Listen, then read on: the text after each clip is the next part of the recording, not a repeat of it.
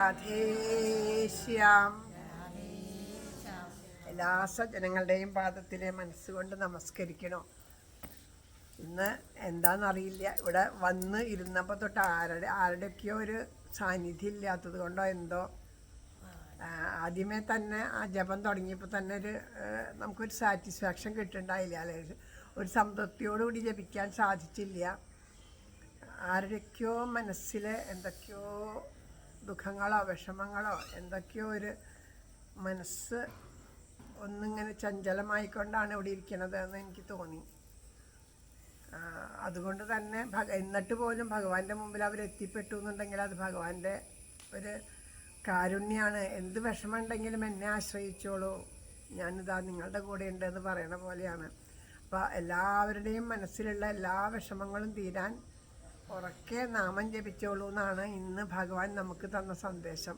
അത് പറഞ്ഞ സ്ഥിതിക്ക് ഭഗവാന്റെ ആ പ്രിയപ്പെട്ട മയിലുകൾ, അല്ലെ, അതുവരെ ഒരു ശബ്ദവും കേട്ടില്ല. അത് പറഞ്ഞ സമയത്ത് ഉറക്കെ അവർ കൃഷ്ണ കൃഷ്ണ എന്ന് എത്ര ഉറക്കെ ജപിക്കണം എന്ന് അവർ കാണിച്ചു തന്നതാണ്.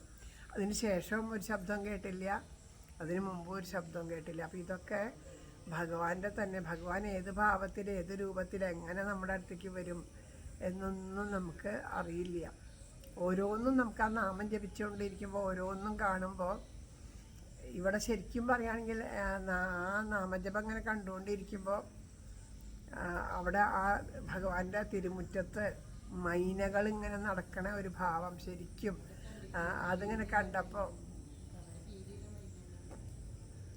മൈനകൾ നടക്കണ ഒരു ഭാവം, അത് നടക്കണത് ഒരു പ്രത്യേക തരം. ധാരാളം കാലത്ത് നമ്മൾ കുറേ മൈനകളെ കണ്ടിട്ടുണ്ട്. പക്ഷെ ഞാനിവിടെ ഇരുന്ന് ഇങ്ങനെ കാണുമ്പോൾ ഭഗവാൻ പല ഭാവത്തിൽ പല രൂപത്തിൽ രാസം ചെയ്തിട്ടുണ്ട് വൃന്ദാവനത്തിലെന്ന് പറയും. അപ്പോൾ ആ കൃഷ്ണനും ഗോപികമാരും ആ നാമജപത്തിനനുസരിച്ച് ഇങ്ങനെ കുണിങ്ങി ഇങ്ങനെ നടക്കുക, അങ്ങോട്ട് നടക്കുക. അത് നല്ലൊരു സ്റ്റെപ്പ് വയ്ക്കണ പോലെ ഞാനതിവിടെ ഇരുന്ന് ഇങ്ങനെ ആസ്വദിച്ചു കൊണ്ടേയിരുന്നു.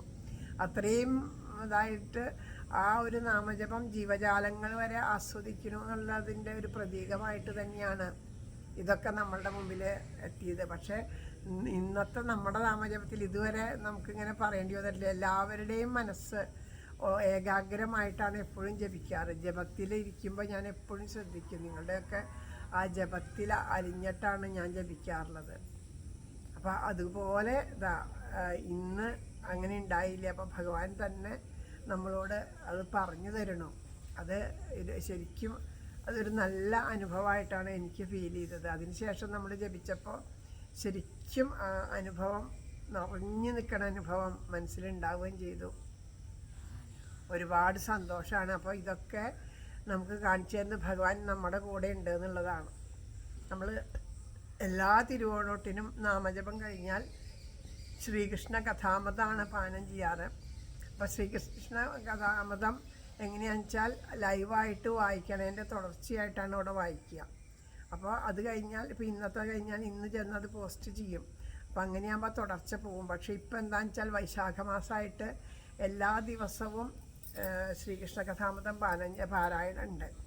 ആ പാരായണത്തിൻ്റെ തുടർച്ചയായിട്ട് ഇന്ന് ചെയ്താൽ ഇന്ന് അത് നമുക്ക് പോസ്റ്റ് ചെയ്യാൻ പറ്റില്ല. പിന്നെ നാളെ ലൈവ് ചെയ്യുമ്പോൾ അപ്പോൾ ഈ ഒരു ഭാഗം വിട്ടുപോകുന്നുള്ളത് കൊണ്ട് ശ്രീകൃഷ്ണ കഥാമൃതം തന്നെ പാരായണം ചെയ്യാം. ഭഗവാൻ നമുക്ക് കാണിച്ചു തരുന്ന ഏതെങ്കിലും ഒരു ഭാഗം എടുത്തിട്ട് പാരായണം ചെയ്ത് നമുക്കിന്ന് എന്താണ് ഭഗവാൻ ഇത്രയും നാമം ജപിച്ച് സത്സംഗത്തിരിക്കുന്ന നമ്മളോട്, ഗൃഹസ്ഥാശ്രമികളായ നമ്മളോട് എന്താണ് മുല്ലോർലിത്തെ അവർക്ക് പറയാനുള്ളത്. ഈ ഒരു ഗ്രന്ഥത്തിലെ ഒരു ഭാഗം, അപ്പം നമ്മൾ ദശമാണ് വായിച്ചുകൊണ്ടിരുന്നത്. അപ്പോൾ ആ ദശമത്തിൻ്റെ പുസ്തകമല്ല എനിക്കിന്ന് തപ്പിയപ്പോൾ കിട്ടിയത്. ആ ദശമം വരെയുള്ളതാണ് കിട്ടിയത്, നവമം വരെയുള്ളതാണ് കിട്ടിയത്. അപ്പോൾ ആ നവമം വരെയുള്ളതിൽ ഏത് ഭാഗമാണ് നമ്മൾക്കായിട്ട് ഭഗവാൻ തിരഞ്ഞെടുത്ത് വച്ചിരിക്കുന്നതെന്ന് നമുക്ക് നോക്കാം. ആ ഭാഗങ്ങൾ പാരായണം ചെയ്ത് സമർപ്പിക്കാം. ഇത് എന്താ വെച്ചാൽ നാമജപം നല്ലോണം നീട്ടി കൊണ്ടുപോയിട്ട് ഒരു 11:30 ആയിട്ടാണ് സാധാരണ നമ്മളിവിടെ കഥകൾ പറയുക. കാരണം ആരെങ്കിലും ഒരാൾ വഴി തെറ്റിയിട്ട് അന്നപ്രസാദത്തിന് വരുന്നവരാരെങ്കിലും വഴി തെറ്റിയിട്ട് അപ്പുറത്തേക്കൂടെ കയറുന്നതിന് വരെ ഇപ്പുറത്തേക്കൂടെ കയറിയാൽ അവർക്കത് കേൾക്കാൻ സാധിക്കട്ടെ, അവരുടെ ഉള്ളിലേക്ക് അത് എത്തട്ടെ എന്ന് വിചാരിച്ചിട്ടാണ്. അപ്പോൾ ഭഗവാൻ തന്നെ കഴിഞ്ഞ തവണ അതിനുള്ളൊരു ഉത്തരം ഇവിടെ മണിവർണ്ണൻ തിരുമേനി പറഞ്ഞു. എത്രയോ കാലമായിട്ട് നമ്മുടെ സ്പീക്കറുകൾ ഈ ഹരിനാമകീർത്തനം, ജ്ഞാനപ്പാനയും ഇതുപോലെയുള്ള ഇതൊക്കെ ഇങ്ങനെ തൊണ്ട കീറി പൊട്ടിച്ചുകൊണ്ട് നാട്ടിലേക്ക് മുഴുവൻ എത്തിച്ചുകൊണ്ടിരിക്കുന്നുണ്ട്. പക്ഷേ അവസാനം ആ മൈക്കിന് പോലും നാണം തോന്നുകയാണ്, ഇതാരും ശ്രദ്ധിക്കണില്ലോ എന്നുള്ള അവസ്ഥയിലാണ് നമ്മുടെയൊക്കെ അശ്രദ്ധ എന്ന് അദ്ദേഹം പറഞ്ഞു. ശരിക്കും മനസ്സിലൊരു ലജ്ജയാണ് തോന്നിയത്, ഈശ്വര ഭഗവാനെ എന്നുള്ളൊരു ലജ്ജ. അദ്ദേഹം പൊതുവേ പറഞ്ഞതാണെങ്കിലും നമ്മളുണ്ടല്ലോ അവിടെ ഇരുന്നിട്ട് പൊതുവേ ഒരു കാര്യം പറയുമ്പോൾ നമ്മളുടേതായ രീതിയിൽ അങ്ങനെ ഉണ്ടെങ്കിൽ അത് നമ്മുടെ ഉള്ളിൽ കൊണ്ടത് എന്നോട് പറഞ്ഞതാണെന്നൊരു തോന്നലുണ്ടാവും. അതുപോലെ നമ്മളോട് പറഞ്ഞതാണെന്നുള്ളൊരു കുറ്റബോധം. നമ്മൾ തന്നെയാണല്ലോ എത്രയോ കാലമായിട്ട് ഇവിടെ ഭാഗവതത്തിൻ്റെ ആ വലിയ ആ മൈക്കിലൂടെ ഭാഗവതം എത്രയോ കാലമായിട്ട് മൈക്കിലൂടെ കേൾക്കുന്നുണ്ട്. അപ്പോഴോ ഇതൊക്കെ കേട്ടിട്ട് ഏതെങ്കിലും ഒരു ഭാഗം ശ്രദ്ധിച്ചിട്ട് നമുക്കിവിടെ ഇരിക്കാനൊന്നും തോന്നിയില്ല. അപ്പോൾ ഭഗവാൻ പിടിച്ച് വലിച്ച് നമ്മളെ ഇവിടെ കൊണ്ടുവന്നിരുത്തി. അപ്പോൾ ഇനി എന്തൊക്കെയാണ് ഭഗവാന് നമ്മളോട് പറയാനുള്ളത്, നമ്മൾ എങ്ങനെയൊക്കെയാണ് വേണ്ടത് എന്നുള്ളത് ഈശ്വരൻ നമുക്ക് പറഞ്ഞു തരണോ. അത് വേണ്ടതുപോലെ മുല്ലോർലിത്തേവൻ നമുക്ക് പറഞ്ഞു തരട്ടെ. അത് നമ്മുടെ എല്ലാവരുടെയും മനസ്സിൽ ഉൾക്കൊള്ളാനായിട്ട് സാധിക്കട്ടെ എന്ന് പ്രാർത്ഥിക്കണോ. എത്രയോ അകലങ്ങളിലിരുന്നിട്ട് ആ തേവരുടെ ആ ഒരു മഹത്വം കണ്ടറിഞ്ഞ് ആ തേവരുടെ അനുഗ്രഹം അനുഭവിക്കുന്നവരുണ്ട് ഇവിടുത്തെ നാമജപത്തിലൂടെ. നമ്മളെക്കാൾ പ്രിയപ്പെട്ടവരാണ് ഇപ്പോൾ മുല്ലോർലി തേവർക്ക് അവർ. കാരണം അവർക്ക് അത്രയും പ്രിയപ്പെട്ട ആളാണ് മുല്ലോർലി തേവർ. അവർക്ക് എങ്ങനെയെങ്കിലും ഇവിടെ വന്നൊന്ന് കണ്ടാൽ മതിയെന്ന് ഭാഗ്യം അല്ലേ. കഴിഞ്ഞ ദിവസം ഇവിടുന്ന് കോഴിക്കോട് നിന്ന് വന്ന സത്യഭാമ എന്നിട്ടൊരു അമ്മ ഇവിടെ വന്നത് നിങ്ങൾക്ക് എല്ലാവർക്കും ഓർമ്മയുണ്ട്. കഴിഞ്ഞ ഒരു സമയത്ത് ഇവിടെ വന്നു. അപ്പോൾ സത്യഭാമ ഇവിടെ വന്നപ്പോൾ ചോദിച്ചു, കോഴിക്കോടൊന്നും അമ്പലം ഇല്ലാണ്ടാണോ ഇങ്ങോട്ട് വന്നതെന്ന് ചോദിച്ചു. അപ്പോൾ എല്ലാ ദിക്കിലും നിറഞ്ഞു നിൽക്കുന്നുണ്ട്, പക്ഷേ എന്നെ വിളിച്ചത് ഈ തേവരുടെ വൈഭവമാണ് ഞാൻ തിരിച്ചറിഞ്ഞത്. അപ്പോൾ അതുകൊണ്ട് ഇങ്ങോട്ട് ഓടി വന്നു. ആ എല്ലാ ദിക്കിലും ആ ശ്രീ ഗുരുവായൂരപ്പൻ തന്നെയാണ് പ്രത്യക്ഷമായിട്ട് എനിക്ക് അനുഭവമായിട്ട് തന്നത്. ഓരോ തവണ നാമം ജപിച്ചു കൊണ്ടിരിക്കുമ്പോൾ നിങ്ങൾക്ക് കാണാൻ സാധിക്കുന്നുണ്ടാവില്ല. നിങ്ങളുടെ പുറകിലിരുന്നിട്ട് ആ ഭഗവാൻ പല വിധത്തിലും നിങ്ങളെ ശ്രദ്ധിച്ചുകൊണ്ട് പല ഭാവത്തിലും നിൽക്കുന്നത് എനിക്ക് കാണാൻ സാധിച്ചിട്ടുണ്ട് എന്ന് പറഞ്ഞു. അപ്പോൾ അവരുടെ ഒരു ഭക്തി നോക്കുക. അവരിവിടെയുള്ളതല്ല, കോഴിക്കോടുള്ളതാണ്. അവർ ജോലി ചെയ്യണത് പുറത്തെവിടെയാണ് ജോലി ചെയ്യണത്. അതായത് കുടുംബ പ്രാരാബ്ധം കൊണ്ട് പോയി ജോലി ചെയ്യേണ്ടി വന്നതാണ്. അല്ലാണ്ട് വലിയ ഉദ്യോഗമൊന്നുമല്ല, സാധാരണ ഒരു ഉദ്യോഗമാണ്. അങ്ങനെ പോയിട്ട് അവർ ജോലി ചെയ്യുന്നു. അവരിതാ തപ്പി തെരഞ്ഞ് പിടിച്ച് ഇവിടെ വന്ന് തേവരെ കണ്ടു. അതുപോലെ നമ്മുടെ പ്രേമപുഷ്പാഞ്ജലിയിലുള്ളവർ പലരും ഇവിടെ വന്നിട്ടും അവർ പറയുന്നുണ്ട് ഇവിടുത്തെ ആ ഭഗവാന്റെ ആ അനുഭവം നമുക്ക് പറയുന്നുണ്ട്. അത് നമുക്ക് ആദ്യമൊന്നും പറയുമ്പോൾ നമുക്കത് അത്ര തോന്നിയായിരുന്നില്ല. പക്ഷെ നമ്മൾ ക്രൂരമ്മയുടെ അമ്പലത്തിൽ ചെന്നപ്പോൾ നമുക്കത് ബോധ്യം. അതേ അനുഭവം നമുക്കുണ്ടായപ്പോൾ ഇതുപോലെയുള്ള അനുഭവമാണ്. നമ്മൾ ഒരു പക്ഷേ അവിടെ ഇരുന്നിട്ട് അവിടെയുള്ളവരോട് പറഞ്ഞാൽ അവർക്കത് അത്ര തോന്നിയെന്ന് വരില്ല. പക്ഷെ നമ്മൾ അനുഭവിച്ച അനുഭവം അങ്ങനെയാണ്. അപ്പോൾ ആ ഒരു അനുഭവം ഭഗവാൻ താൻ നമുക്ക് ബോധ്യപ്പെട്ടു തന്നു. അപ്പോൾ ആരെ എവിടെ ഇരുന്ന് എങ്ങനെ ഏത് ഭാവത്തിൽ അനുഗ്രഹിക്കാമെന്നറിയില്ല. അപ്പോൾ ഒരുപാട് സജ്ജനങ്ങൾ നാമം ജപിക്കുന്ന ഒരു മഹൽ ഇവിടെ കാണുന്ന ആൾക്കാരല്ല. ഇതിലും എത്രയോ പേര് ലോകത്തിൻ്റെ നാട്ടിലിരുന്നിട്ട് അപ്പോൾ അവിടെ ഇരുന്നിട്ട് നാമം ജപിക്കുന്നുണ്ട്. കഴിഞ്ഞ ദിവസം യൂട്യൂബിൽ ഒരു ചോദ്യം, അത് ഇങ്ങനെ ഇടയ്ക്ക് ഇങ്ങനെ പറഞ്ഞ ഒരു ചോദ്യം പോലെ എനിക്ക് ഏറ്റവും കൂടുതൽ ആരാണ് നിങ്ങളുടെ ചാനൽ കാണുന്നതെന്ന് അറിയാമോ എന്ന് ചോദിച്ചിട്ട് ഒരു വെറുതെ ഇടയ്ക്ക് അങ്ങനെ വരാറില്ല. അതിൽ ഇന്ത്യ അതുപോലെ ഇങ്ങനെ കുറച്ച് കൺട്രികളുടെ ഇത് വന്നു. അപ്പോൾ അതിൽ നോക്കിയപ്പോൾ വിദേശ രാജ്യങ്ങളിലാണ്, അങ്ങനെയുള്ള അറബി രാജ്യങ്ങളിലുള്ളവരൊക്കെയാണ് ഏറ്റവും കൂടുതൽ. അവർ 58% പേരും നമ്മുടെ ഇതിൽ കാണുന്നവരവരാണത്രേ. അപ്പോൾ ഇവിടെ കാണുന്നവർ 18% കണ്ടേ ഉള്ളൂ, പുറമേ ഉള്ളവരാണ് കാണുന്നത്. അപ്പോൾ അത് നമുക്കറിയില്ല, ഇതൊക്കെ ഈശ്വരൻ ആർക്ക് വേണ്ടിയിട്ടാണെന്നൊന്നും അറിയില്ല. അപ്പോൾ അവരുടെയൊക്കെ ഉള്ളിലേക്ക് നമ്മുടെ തേവരുടെ വൈഭവം എത്തിയില്ലോ എന്ന് ആലോചിക്കുമ്പോൾ നമുക്ക് ഒരുപാട് സന്തോഷമാണ്. ഒരു ഗ്രാമത്തിലിരിക്കുന്ന ഈ ഒരു തേവരുടെ വൈഭവം എത്രയോ നാനാലോകങ്ങളിലിരിക്കുന്നവരുടെ ഹൃദയത്തിലേക്ക് എത്തിയില്ലേ. അത് ഭഗവാന്റെ കാരുണ്യം കൊണ്ടാണ്. അതിനെയൊക്കെ ഈശ്വരൻ നമ്മളെ നിമിത്താക്കിയത് ഈശ്വരൻ്റെ ആ വാത്സല്യം കൊണ്ടാണ്. അപ്പോൾ ആ വാത്സല്യത്തിന് മുമ്പിൽ നമസ്കരിച്ചുകൊണ്ട് അങ്ങനെ നമ്മൾ ഭഗവാന്റെ ആ ഒരു പ്രശസ്തിയേക്കാളും കൂടുതൽ ഭക്തനെ ഉദ്ധരിക്കുക എന്നതാണ് ഭഗവാന്റെ ആ മഹത്വം എന്ന് പറയും. അപ്പം അങ്ങനെ നമ്മൾ ഇപ്പോൾ പലരും ഇവിടെ നിന്ന് ഈ പ്രേമപുഷ്പാഞ്ജലി നമ്മളെ ഈ മുല്ലോർലി തേവരുടെ അടുത്തുനിന്ന് പോയിട്ട് ഗുരുവായൂർ പോകുമ്പോൾ എന്നോട് ആരൊക്കെയോ പറഞ്ഞിട്ട് ഗുരുവായൂർ ചെല്ലുമ്പോൾ ഓടി വന്നിട്ട് പ്രേമപുഷ്പാഞ്ജലിയിൽ അമ്മയല്ലേ ഞങ്ങൾ നാമജപം കാണാറുണ്ട് കേട്ടോ. അപ്പോൾ ഭഗവാന്റെ കൂടെ നമ്മളെയും ചേർത്ത് നിർത്തിയിട്ടുണ്ട്. അപ്പോൾ അവരൊക്കെ നമ്മളറിയണോ, ഇവിടെ ഇരുന്ന് നമ്മളെ അവരൊക്കെ അറിയണമെന്നുണ്ടെങ്കിൽ അത് നമ്മളുടെ മഹത്വം കൊണ്ടല്ല, നമ്മൾ ഭഗവാനോട് കൂടി ചേർന്ന് നിൽക്കണോണ്ടാണ്, ആ ഗുരുവായൂരപ്പൻ്റെ കൂടെ നിൽക്കണോണ്ടാണ് നമ്മളെ അറിയണേ. അപ്പം അങ്ങനെ നമ്മളെയും ഭഗവാൻ ആ വാത്സല്യം കൊണ്ട് ചേർത്ത് നിർത്തി. അപ്പം അങ്ങനെ അത്രയും സ്നേഹം നമ്മളോടുള്ള ഭഗവാന്റെ വാക്കുകളെ നമ്മൾ വേണ്ടതുപോലെ ഉൾക്കൊണ്ട് അത് നമ്മുടെ ജീവിതത്തിലേക്ക് പകർത്താൻ സാധിക്കട്ടെ എന്ന് ആത്മാർത്ഥമായിട്ടും പ്രാർത്ഥിക്കുകയാണ്. ഹരേ രാമ ഹരേ രാമ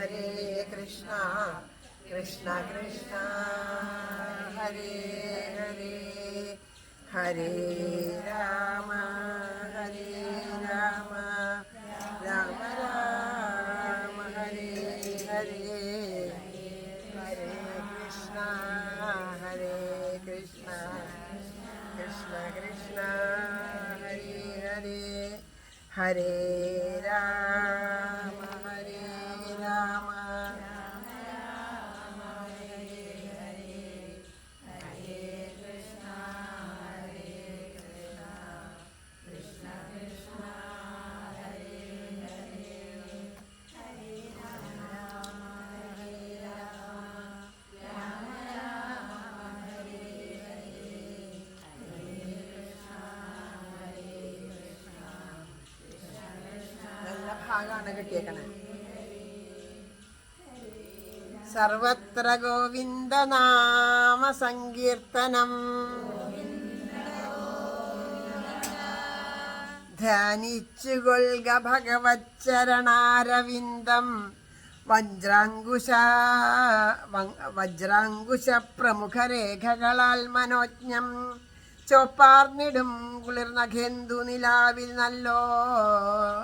നല്ലോർ കുൾത്തിങ്ങും അന്ധതയകറ്റുമുദാരശീലം. നല്ല ഭാഗമാണ്. ധ്യാനിച്ച് ഭഗവാന്റെ ആ പാദത്തിന് ഇത് കഴിഞ്ഞിട്ട് ഒരെണ്ണം കൂടിയും ഇപ്പുറത്താണ് കിട്ടിയത് വെച്ചാലും ഇങ്ങോട്ട് മറിച്ചപ്പോൾ ഇത് കണ്ടു. അപ്പോൾ എനിക്ക് തോന്നി ഇത് തൊട്ട് വായിച്ചു തുടങ്ങാമെന്ന്. അതുകൊണ്ടാണ് ഇത് വായിച്ചത് കേട്ടോ.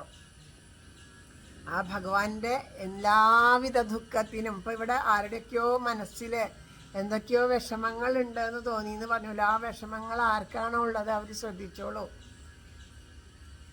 എന്തൊരു വിഷമമുണ്ടെങ്കിലും നിങ്ങൾ ഈശ്വരൻ്റെ ആ പാദങ്ങളെ ധ്യാനിച്ചോളൂ. നിങ്ങളുടെ എല്ലാ വിഷമങ്ങളും പ്രയാസങ്ങളും മാറും. ഓർക്കേണമേതു കഴുകിച്ച പവിത്ര തീർത്ഥം മൂർധാവിലേറ്റു ശിവനും ശിവനായി തിളങ്ങി ചിന്തിപ്പവനുടയ പാതകമെന്ന കുന്നിൽ വജ്രം പൊഴിപ്പോ അജിതന്റെ പദാരവിന്ദം. ഓർക്കേണമേതു കഴുകിച്ച പവിത്ര തീർത്ഥം മൂർധാവിലേറ്റു ശിവനും ശിവനായി വിളങ്ങി. ശിവന്റെ പേര് ശിവൻ, ആ മഹാദേവൻ എന്നുള്ളൊരു പേര്. ശിവന് ശരിക്കും ശിവൻ അല്ലേ, വിഷ്ണു ശിവൻ ബ്രഹ്മാവ് അങ്ങനെയായിരുന്നു. അപ്പോൾ ഈ ശിവനെ സാക്ഷാൽ പരമശിവനാക്കിയത്, മഹാദേവനാക്കിയത് ഏതാണ്? ആ ഭഗവാന്റെ ആ പാദതീർത്ഥമാണ് എന്ന് പറയണം. എപ്പോഴാണ് ആ പാദതീർത്ഥം മഹാദേവൻ ശിരസിലണിഞ്ഞതെന്നുണ്ടെങ്കിൽ ആദ്യമായിട്ട് ഗോലോകത്ത് വച്ചിട്ട് രാധാറാണിയുടെ പിറന്നാളിന് ആ രാധാറാണിയെ വേണ്ടതുപോലെ പൂജിച്ച് രാധയുടെ പതിയായ കൃഷ്ണൻ രാധയെ വേണ്ടതുപോലെ പൂജിച്ച് രാധയുടെ പാദങ്ങൾ കഴുകിയ തീർത്ഥം സ്വന്തം ആ ശിരസിൽ അർപ്പിച്ചുകൊണ്ട് രാധയെ സന്തോഷിപ്പിച്ചുകൊണ്ട് അവിടെ വച്ച് രാധാകൃഷ്ണന്മാർ അതിസുന്ദരമായിട്ടുള്ളൊരു നൃത്തമാടി. ആ നൃത്തത്തിലെ അവിടെ എല്ലാ സർവപ്രപഞ്ചവും എന്ന് തന്നെ പറയാം, എല്ലാം ലയിച്ച് ആ ധ്യാനാവസ്ഥയിലായിട്ട് തീർന്നു. അത് കഴിഞ്ഞ് കണ്ണു തുറന്നപ്പോൾ ആ ഋഷീശ്വരന്മാരെ, ആ പിറന്നാളിന് അവിടെ കൂടിയവരൊക്കെ ഭഗവാൻ രാധയെയും കൃഷ്ണനെയും കാണണില്ല. അങ്ങനെ കാണാണ്ട് വന്നപ്പോൾ അവർക്ക് വീണ്ടും ആ രൂപദർശനത്തിനുള്ള ആഗ്രഹം കൊണ്ട് ഭഗവാനെ പ്രാർത്ഥിച്ചു, മുന്നിൽ കാണണേന്ന് പ്രാർത്ഥിച്ചപ്പോൾ ആ ഭഗവാന്റെ അശരീരി ഉണ്ടായി. ഈ പുറമേ കാണുന്ന ശരീരത്തിലല്ല, നിങ്ങളുടെയൊക്കെ ഉള്ളിൽ ആത്മാവായിട്ടാണ് ഇരിക്കുന്നത്. പ്രേമഭാവത്തിൽ രാധയായും നിങ്ങൾക്കൊക്കെ നിങ്ങളുടെയൊക്കെ ആത്മാവായിട്ട് ഞാനുമാണ്. അപ്പോൾ ആ പരമപ്രേമം എന്നിൽ നിറയുമ്പോഴാണ് ഞാൻ പരിപൂർണതമനായിട്ടുള്ള ശ്രീകൃഷ്ണനായിട്ട് തീരണത്. അപ്പോൾ പരിപൂർണതമ ഭാവം എന്ന് വെച്ചാൽ രാധാകൃഷ്ണന്മാരുടെ ഒന്നാണ്, ഞങ്ങൾ രണ്ടല്ല, ഒന്നാണ്. നിങ്ങളിങ്ങനെ രണ്ടായിട്ട് പ്രകടമായി എന്ന് മാത്രമേ ഉള്ളൂ. അത് പല പല ഉദ്ദേശങ്ങൾക്കാണ് ഭഗവാന്റെ ഓരോരോ അവതാരം. അപ്പോൾ വീണ്ടും ഈ രൂപത്തെ കാണണമെന്നുണ്ടെങ്കിൽ മഹാദേവൻ സത്യം ചെയ്യണം എന്ന് പറഞ്ഞു. എന്തിന്? ആ വീണ്ടും ഈ രൂപദർശനത്തിലുണ്ടെങ്കിൽ ഇനി വരുന്ന ആ ഗ്രന്ഥങ്ങളിലൊന്നും രാധയുടെ ചരിതം അധികം പറയരുത്. കാരണം രാധാചരിതം അത്ര പരമപവിത്രമാണ്. അതിനെപ്പറ്റി തിരിച്ചറിഞ്ഞ് അത് മനസ്സിലാക്കുന്ന മാത്രമേ എല്ലാവരും മുക്തന്മാരായിട്ട് തീരും. അപ്പോൾ ഈ പ്രപഞ്ചത്തിൻ്റെ സന്തുലിതാവസ്ഥ നഷ്ടപ്പെടും. ആ സൃഷ്ടിച്ച് തുടങ്ങിയിട്ടുള്ള ആ കാര്യങ്ങൾക്കൊക്കെ എല്ലാവരും അവിടെ ആ ഗോലോകത്തിലെത്തിപ്പെട്ടാൽ പിന്നെ ബാക്കിയൊക്കെ മിഥ്യയായിട്ട് തീരില്ല. അതുകൊണ്ട് മഹാദേവനെ കൊണ്ട് സത്യം ചെയ്യിക്കുകയാണ്. അപ്പം മഹാദേവൻ ഈ രാധാകൃഷ്ണന്മാർ കാണാണ്ടായെങ്കിലും അവിടെ അവശേഷിച്ചത് ഒരു പ്രളയ ജലമാണ് അവിടെ അവശേഷിച്ചത്. ആ ജലതീർത്ഥം, അതാണ് ഗോലോക ഗംഗ എന്ന് പറയുന്നത്.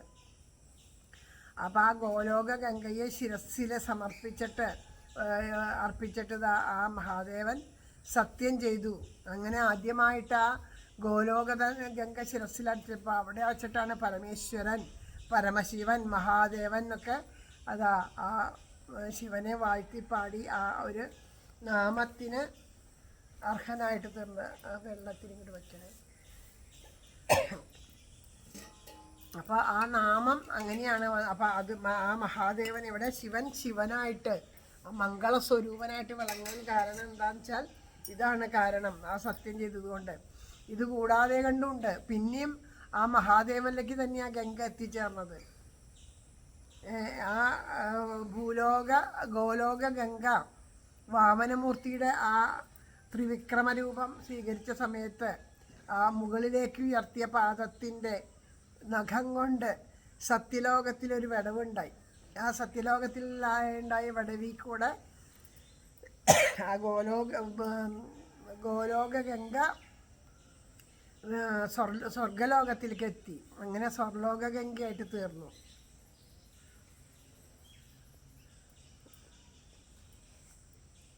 അവിടുന്ന് ഭഗീരഥനാണ് തൻ്റെ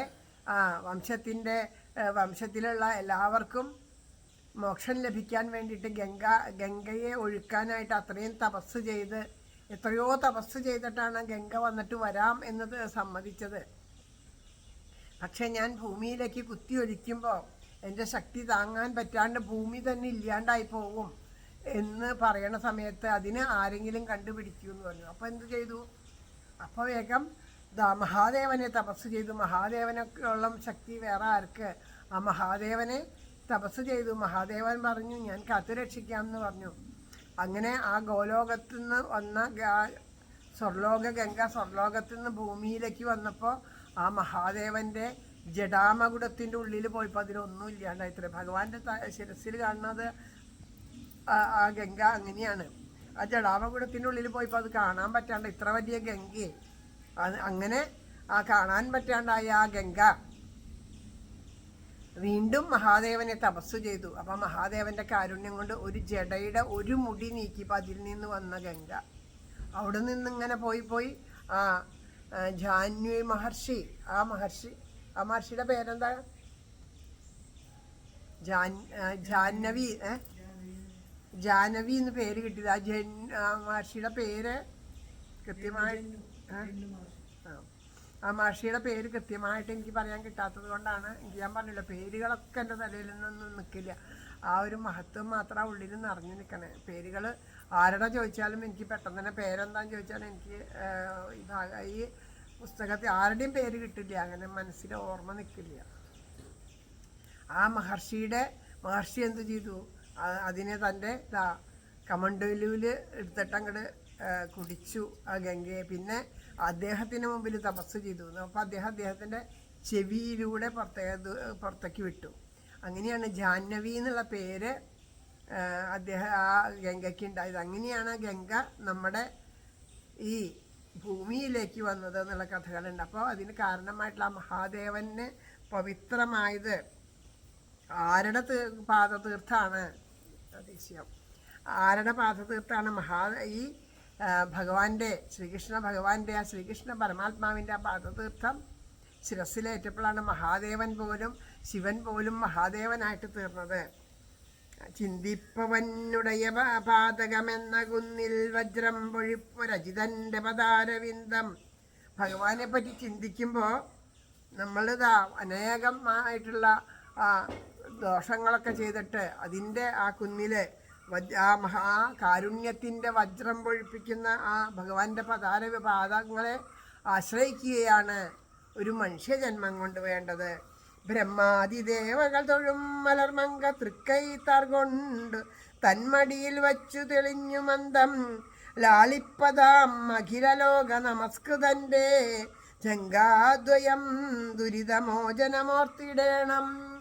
ആ ഭഗവാന്റെ പാദങ്ങളെ ആശ്രയിക്കുന്നതാണ് എല്ലാ ദുരിതങ്ങളെയും ഇല്ലാണ്ടാക്കാനുള്ള ഏകമാർഗം. പൊൻകാഞ്ചിയാർന്നു ഗരുഡന്റെ പുറന്തണിപ്പിച്ചിടും മുകുന്ദനുടെ തൃത്തുട തൂനിതമ്പം ഓർക്കേണം അങ്ക്രികൾ വരേക്കും അയഞ്ഞു നിൽക്കും തൂമഞ്ഞയാടയിൽ മറഞ്ഞധികം മനോജ്ഞം. ആ അതിമനോഹരമായിട്ട് ഗരുഡൻ്റെ പുറത്തിരിക്കുന്ന ആ സുന്ദരമായ രൂപം, കാലുകൾ ആ കാലുകളൊക്കെ അങ്ങനെ ഗരുഡൻ്റെ കഴുത്തിൽ നിന്ന് ഇങ്ങനെ താഴോട്ടേക്ക് ഇങ്ങനെ ഒഴുകിയിട്ടുണ്ട്. ആ മഞ്ഞപ്പട്ട് പറക്കണു. ആ മഞ്ഞപ്പട്ട് ഇങ്ങനെ പറക്കുന്ന ആ ഗരുഡൻ്റെ പുറത്തിരിക്കുന്ന അതിസുന്ദരമായിട്ടുള്ള ഗരുഡാരൂഢനായിട്ടുള്ള ഭഗവാൻ ഗരുഡൻ്റെ പുറത്ത് ഇങ്ങനെ തയ്യാറായിട്ടിരിക്കുകയാണ്. നമുക്ക് എന്താണ് ദുഃഖങ്ങളുള്ളത്, എന്താണ് ദുരിതങ്ങളുള്ളത് എന്ന് വെച്ചാൽ ഓടി വരാൻ വേണ്ടിയിട്ട് ഗജേന്ദ്രൻ ഏതെങ്കിലും ഒരു ശക്തി രക്ഷിക്കാനുണ്ടെങ്കിൽ ആ ശക്തി രക്ഷിക്കട്ടെ എന്നൊരു പേര് പോലും ഇല്ലാണ്ട് പ്രാർത്ഥിച്ചപ്പോൾ എല്ലാവരും എന്നെയല്ല എന്ന് വിചാരിച്ച് അങ്ങോട്ടും ഇങ്ങോട്ടും ബാക്കിയുള്ള ദേവതാഭാവങ്ങളൊക്കെ മാറി നിന്നപ്പോൾ സാക്ഷാൽ ഭഗവാൻ ശ്രീമൻ നാരായണൻ ആ ഗരുഡൻ്റെ പുറത്ത് കയറി വന്നിട്ട് അവസാനം ഗരുഡന് വേഗതയില്ല എന്ന് തോന്നിയപ്പോൾ ചാടി ഇറങ്ങി ഓടി വന്നു അത്രയും കാരുണ്യമാണ് ഭഗവാന്. അപ്പോൾ ഭഗവാന്റെ ആ രൂപം അങ്ങനെ വന്ന ആ ഭഗവാനെ നമ്മളത് മറക്കരുത്. അത് മനസ്സിൽ ഒരു മനുഷ്യനായിട്ടുണ്ടെങ്കിൽ അതാണ് നമ്മുടെ ദുരിതങ്ങളൊക്കെ തീരാൻ വേണ്ടിയിട്ട് ഓർക്കേണ്ടത്. മന്നാകവേമേവും ഉദരത്തിൽ മുളച്ച പൊക്കിൽ ഏതൊന്നിലാണ് അജഗൃഹാഖില ലോക പത്മം വെൺമുത്തുമാലയുടെ കാന്തി കലർന്ന നീല കല്ലൊത്തിടം തനയുഗത്തെയും ഒത്തിടേണം. ആ ലോകത്തിൽ മുഴുവനും ഈ സർവപ്രപഞ്ചവും സൃഷ്ടിച്ചത് ആരാണ്? ബ്രഹ്മഭാവത്തിലാണ് ഭഗവാൻ വന്ന് സൃഷ്ടിച്ചത്.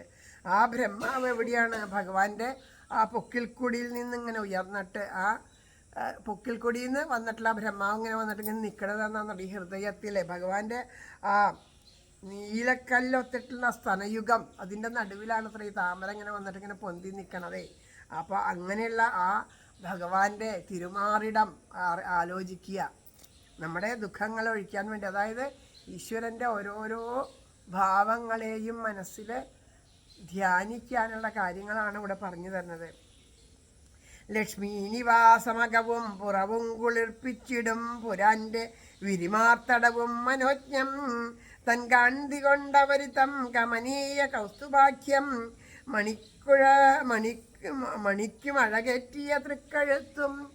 ആ കഴുത്തിൽ കൗസ്തുഭ അണിഞ്ഞിട്ടുണ്ട് ആ കൗസ്തുഭമണിക്ക് ഇത്ര സൗന്ദര്യം ഉണ്ടാവാൻ കാരണം ഗുരുവായൂരപ്പൻ്റെ കഴുത്തിലിട്ടത് കൊണ്ടാണെന്നാണ് പറയണത്. അപ്പോൾ ആ മണിക്ക് സൗന്ദര്യം ഉണ്ടായി ആ കഴുത്ത് ഓർക്കുക. ദിക്പാലർ വാഴ്വിത് അമരാദ്രിയോ ദിക്പാലർ വാഴ്വിത് അമരാദ്രിയുരഞ്ഞു തേഞ്ഞു തിന്നുന്ന തോൾവളകളെന്തിയ തൃക്കരങ്ങൾ ഓർക്കേണ്ടതാണു കരപങ്കജ. രാജഹംസം പോലുള്ള ശംഖം അരമായിരമണ്ട ചക്രം. അതായത് ഓരോരുത്തരും പറയണു, തോൾവളകളെ എന്ത് ചെയ്യുക, ആ കൈകൾ ആലോചിക്കുക. പിന്നെ കയ്യിലുള്ള ആ ഇത് എന്താ ആ താമരപ്പൂ ആലോചിക്കുക, ശംഖ് ആലോചിക്കുക.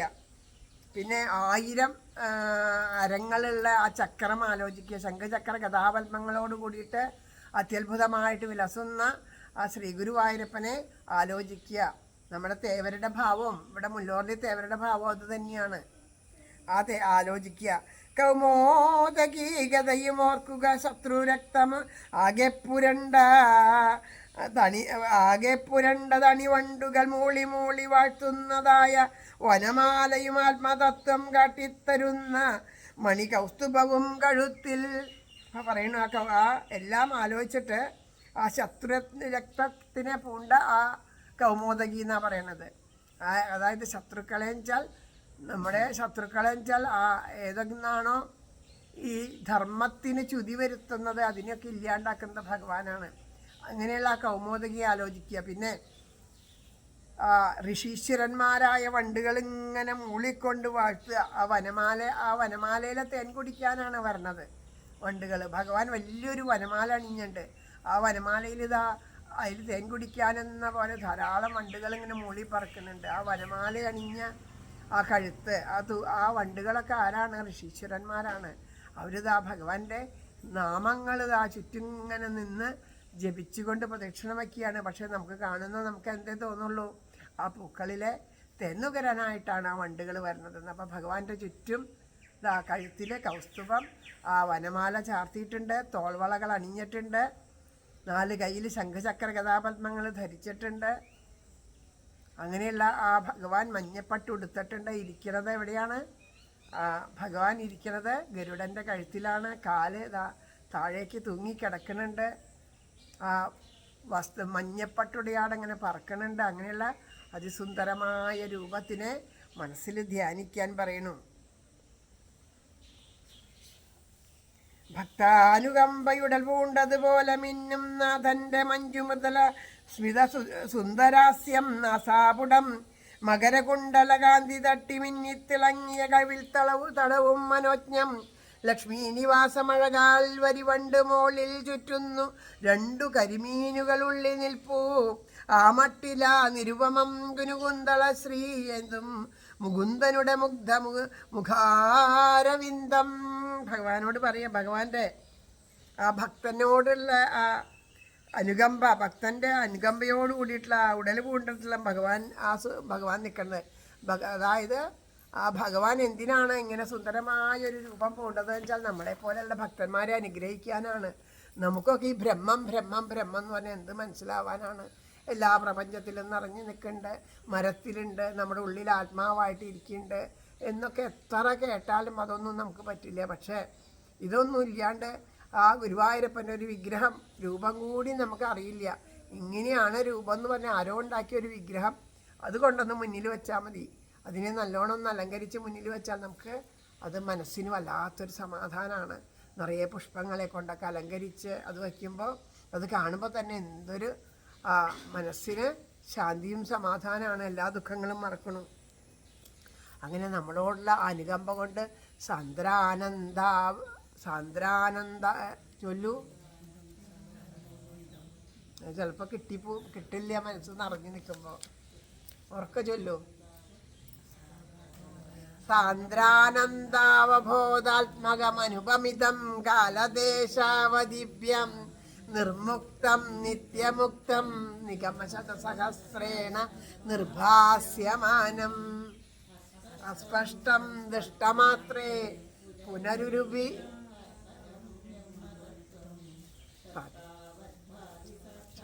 ഗുരുഭവനപുരേഹ ഭാഗ്യം ജനാന. എനിക്കൊരു ശ്ലോകമൊന്നും കാണാണ്ട് കിട്ടില്ല കേട്ടോ. ആ ഭഗവാൻ സാന്ദ്രമായിട്ട് ഇങ്ങനെ ഒഴുകിക്കൊണ്ടിരിക്കുന്ന സർവപ്രപഞ്ചത്തിലും നിറഞ്ഞു നിൽക്കുന്ന ആ ഒരു ബ്രഹ്മം ആ കാരുണ്യമാകുന്ന തണുപ്പ് കൊണ്ട് ഘനീഭവിച്ച് ശ്രീ ഗുരുവായൂരപ്പനായിട്ട് നമ്മുടെ മുമ്പിൽ വിളങ്ങുകയാണ്.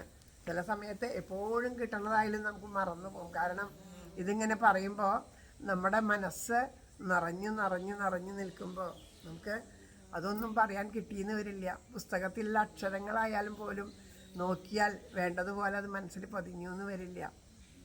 അത്രയും മനസ്സ് നിറഞ്ഞ് ഭഗവാന്റെ ആ ഭാവം, ഭഗവാന്റെ കാരുണ്യം എന്ന് പറയുമ്പോൾ തന്നെ മനസ്സ് നിറയുകയാണ്. അപ്പം ഭഗവാൻ എന്തിനാണ് ഈ സുന്ദരമായിട്ടുള്ള രൂപം പൂണ്ടത്? നമുക്ക് വേണ്ടിയിട്ടാണ്, അനുകമ്പ കൊണ്ടാണ്. ആ നമ്മളെല്ലാവരുടെയും എല്ലാ ദുഃഖത്തിനെയും ഇല്ലാണ്ടാക്കാൻ ഭഗവാന്റെ മുഖത്തേക്കൊന്ന് നോക്കിയാൽ മതി. രാധാസഹായം അതിസുന്ദരമന്ദഹാസം. ആ മനോഹരമായിട്ടുള്ള പുഞ്ചിരി കൊണ്ട് നമ്മുടെ എല്ലാ താപത്രയങ്ങളെയും ഇല്ലാണ്ടാക്കുകയാണ് ചെയ്യണത്. അങ്ങനെ അതിസുന്ദരമായിട്ടുള്ള ഭഗവാന്റെ ആ എള്ളും പൂവിനൊത്ത പോലെയുള്ള മൂക്കുകൾ, അതുപോലെ മകരകുണ്ടലങ്ങളുടെ കാന്തി തട്ടിയിട്ട് കവിളിൻ്റെ ഭംഗി കൊണ്ട് മകരകുണ്ടലങ്ങളാണോ അതോ മകരകുണ്ടലങ്ങളുടെ കാന്തി കവിളിലാണോ സംശയിക്കും. അതുപോലെയുള്ള മനോഹരമായ കവിളുകൾ, അതുപോലെ ആ രണ്ട് കരിമീനുകൾ, ഒരു കുളത്തിൽ രണ്ട് കരിമീനുകൾ ഉള്ളതുപോലെ അതിമനോഹരമായിട്ട് ഇങ്ങനെ എപ്പോഴും ഇങ്ങനെ ഓടിക്കൊണ്ടിരിക്കുന്ന ചലിച്ചുകൊണ്ടിരിക്കുന്ന കരിമീനുകളില്ലേ, കൊച്ചു കൊച്ചു മീനുകൾ, അതിങ്ങനെ ഇങ്ങനെ ഇങ്ങനെ ഇങ്ങനെ വിറച്ചുകൊണ്ടിരിക്കും.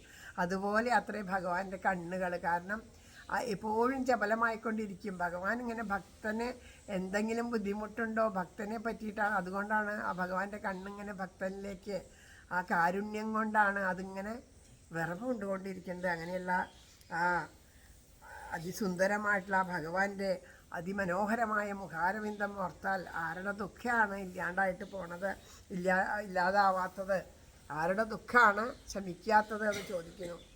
തൃപ്പാദ സേവകരിൽ ഏതഴലും തുടച്ചു നീക്കിത്തരുന്ന ഭഗവാന്റെ കൃപാകടാക്ഷം ധ്യാനിച്ചിടേണം അകതാരിൽ അതിപ്രസാദം മൂലം. മൃദുസ്മിത മനോഹരമേറെ നേരം ഓർക്കേണം അഘ്രികമലം. പണിവോന്റെ ദുഃഖം ആനന്ദമാക്കും അജിതന്റെ മനോജ്ഞഹാസം. ഭക്തന്റെ മുമ്പിലണയും മകരധ്വജന്റെ ഗർവം കെടുപ്പതിൽ വളഞ്ഞൊരു ചില്ലി വില്ലും. അതിസുന്ദരമായിട്ടുള്ള ഭാഗങ്ങളെയാണ് അങ്ങനെ വർണ്ണിച്ചു കൊണ്ടിരിക്കുന്നു. ആ ഭഗവാന്റെ ഓരോരോ നമുക്ക് ആരാണോ ആ ഭഗവാന്റെ പാദങ്ങളെ സേവിക്കുന്നത് അവരുടെ സർവ്വ ദുഃഖങ്ങളും ഇല്ലാണ്ടായിട്ട് പോവുകയാണ്. ആ ഭഗവാന്റെ ആ മന്ദസ്മിതത്തിനെ പറ്റിയിട്ട് വേറെ ഒന്നും നമുക്ക് കിട്ടണില്ല. നമുക്കിപ്പോൾ ഉള്ളിലിങ്ങനെ ധ്യാനിക്കാൻ ഒന്നും നമ്മുടെ ഉള്ളിൽ വരുന്നില്ലെങ്കിൽ ആ ഗുരുവായൂരപ്പൻ്റെ പുഞ്ചിരി അത് മനസ്സിൽ തെളിയാത്ത ആരെങ്കിലും ഉണ്ടാവുമോ? ആ ഒരു പുഞ്ചിരി മാത്രം മനസ്സിലൊന്ന് ചേർത്ത് വെച്ച് നോക്കൂ, നമ്മുടെ മനസ്സിൽ ആ സമാധാനം ഉണ്ടാവും.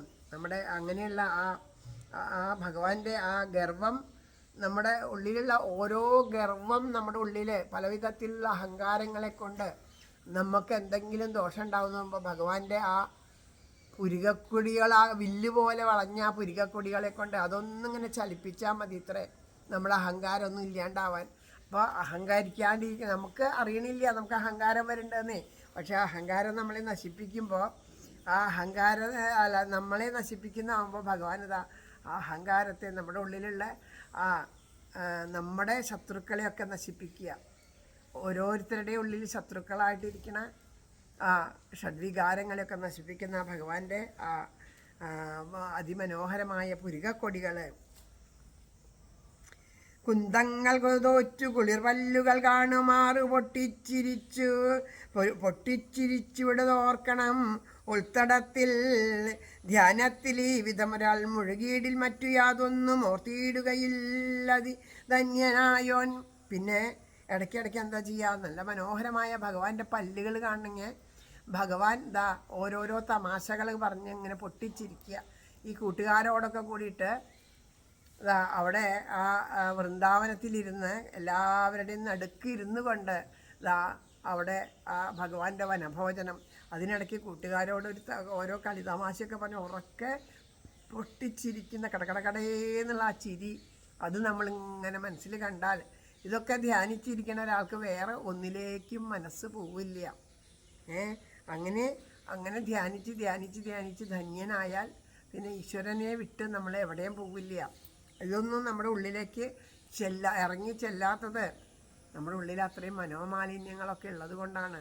അതിനൊക്കെ തീർക്കണമെങ്കിലാണ് നമ്മളിപ്പോൾ ഇതാ ചെയ്തുകൊണ്ടിരിക്കുന്ന ഈ നാമജപം കൊണ്ട് ആ മനസ്സിൻ്റെ മാലിന്യങ്ങളൊക്കെ തീരുമ്പോൾ ഈ പറഞ്ഞ ഭാവങ്ങളൊക്കെ ഓരോരുത്തരുടെയും ഉള്ളിൽ നിറഞ്ഞു വരികയാണ് ചെയ്യുക. ഏതെങ്കിലും നിലയിൽ ഈ ഭഗവത് സ്വരൂപം തേജസ്സിൽ മിന്നിടേണമായതിനാം പ്രയത്നം ചെയ്തിടണം മനുജരേവരുമായതൊന്നേ ബോധിച്ചുകൊള്ളുക മനുനന്ദന ജന്മലാഭം.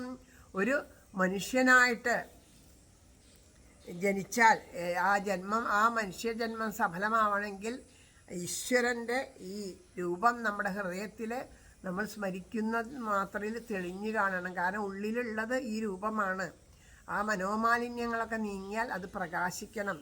അങ്ങനെ പ്രകാശിച്ചാൽ മാത്രമേ ജന്മസാഫല്യം ഉണ്ടാവുള്ളൂ. അതിന് വളരെയധികം പ്രയത്നം ചെയ്യണം. നമ്മൾ ചെയ്യണ പോലെയല്ല, നല്ലോണം പ്രയത്നം ചെയ്യണം എന്ന് പറയണം. ഈ വണ്ണമീശ്വരനിലുള്ള മുറയ്ക്കിൽ ആനന്ദാശ്രുക്കൾ പൂണ്ട് പുളകാഞ്ചിതഗാത്രനാവാം. പിന്നീടവന്നു ഭഗവാനെ വശീകരിപ്പാനെന്നും മനസ്സിനുണ്ടേ ചൂണ്ടലിടേണ്ടതില്ല.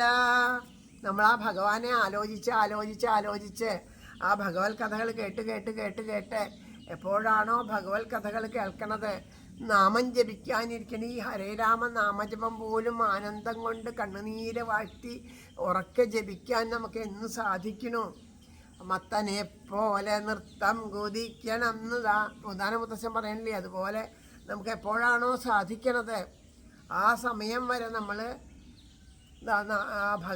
അത്രയും വരെ എത്തിക്കേ വേണ്ടൂ. പിന്നെ പറയില്ലേ, മീനിനെ പിടിക്കാൻ എന്താ ചെയ്യുക, മീനിൻ്റെ എന്തെങ്കിലും ഇട്ടിട്ട് ഒരു ചൂണ്ടലിട്ടിട്ട് കൊളുത്തി പിടിക്കുക എന്ന് പറയില്ലേ, അതുപോലെ മനസ്സാകുന്ന ആ ചൂണ്ടൽ ഇനി ആ ഭഗവാനെ വശീകരിക്കാൻ വേണ്ടിയിട്ട് ചെയ്യേണ്ട കാര്യമില്ല. കാരണം ആ ഭഗവാൻ ഭക്തൻ്റെ ദാസനായിട്ട് മാറി എന്ന് പറയണു. പിന്നെ മനസ്സ് അവിടെ ഇല്ലാണ്ടായി. പിന്നെ മനസ്സുകൊണ്ട് പ്രയത്നം ചെയ്യേണ്ട കാര്യമില്ല. കാരണം മനസ്സില്ലാണ്ടായി. മനസ്സ് എവിടെ അലിഞ്ഞു ചേർന്നു? ഭഗവാനിൽ അലിഞ്ഞു ചേർന്നു. ദേഹാദി ചിന്തകളകന്നു ഗുണപ്രവാഹമൊട്ടാകെ വറ്റി വിഷയാശകൾ തീരെ നീങ്ങി ആ മട്ട കണ്ട പരമാത്മസുഖാനുഭൂതിയാർന്നീടും മന്നഴകിയെന്ന വിശുദ്ധ ജീവൻ. അന്ന് ഹരേ കൃഷ്ണ ആ മട്ട കണ്ട പരമാത്മസുഖാനുഭൂതിയാർന്നീടും അന്ന് അഴകിയെന്ന വിശുദ്ധ ജീവൻ. ആ ദേഹചിന്തകളൊക്കെ അകന്നിട്ട് അങ്ങനെ ആ വിഷയാശകളൊക്കെ നീങ്ങിക്കഴിഞ്ഞാൽ ആ ഭഗവാനിലെ ആ പരമാനന്ദം അനുഭവിച്ചു കൊണ്ടിരിക്കുന്ന ഒരു ജീവൻ എന്നാണോ അങ്ങനെ അനുഭവിക്കാൻ സാധിക്കുന്നത് ആ സമയത്ത് ആ ജീവൻ വിശുദ്ധനായിട്ട് തീരണു. എങ്ങെങ്ങും ഏതിലും എൻ്റെ ദിവ്യഭാവങ്ങൾ കണ്ടലിയുമാം അഹിതാനുഭാവൻ. ഇത് പറയുന്നത് ഭഗവാനാണ്, അതാണ് എൻ്റെ എന്ന് പറയണത്.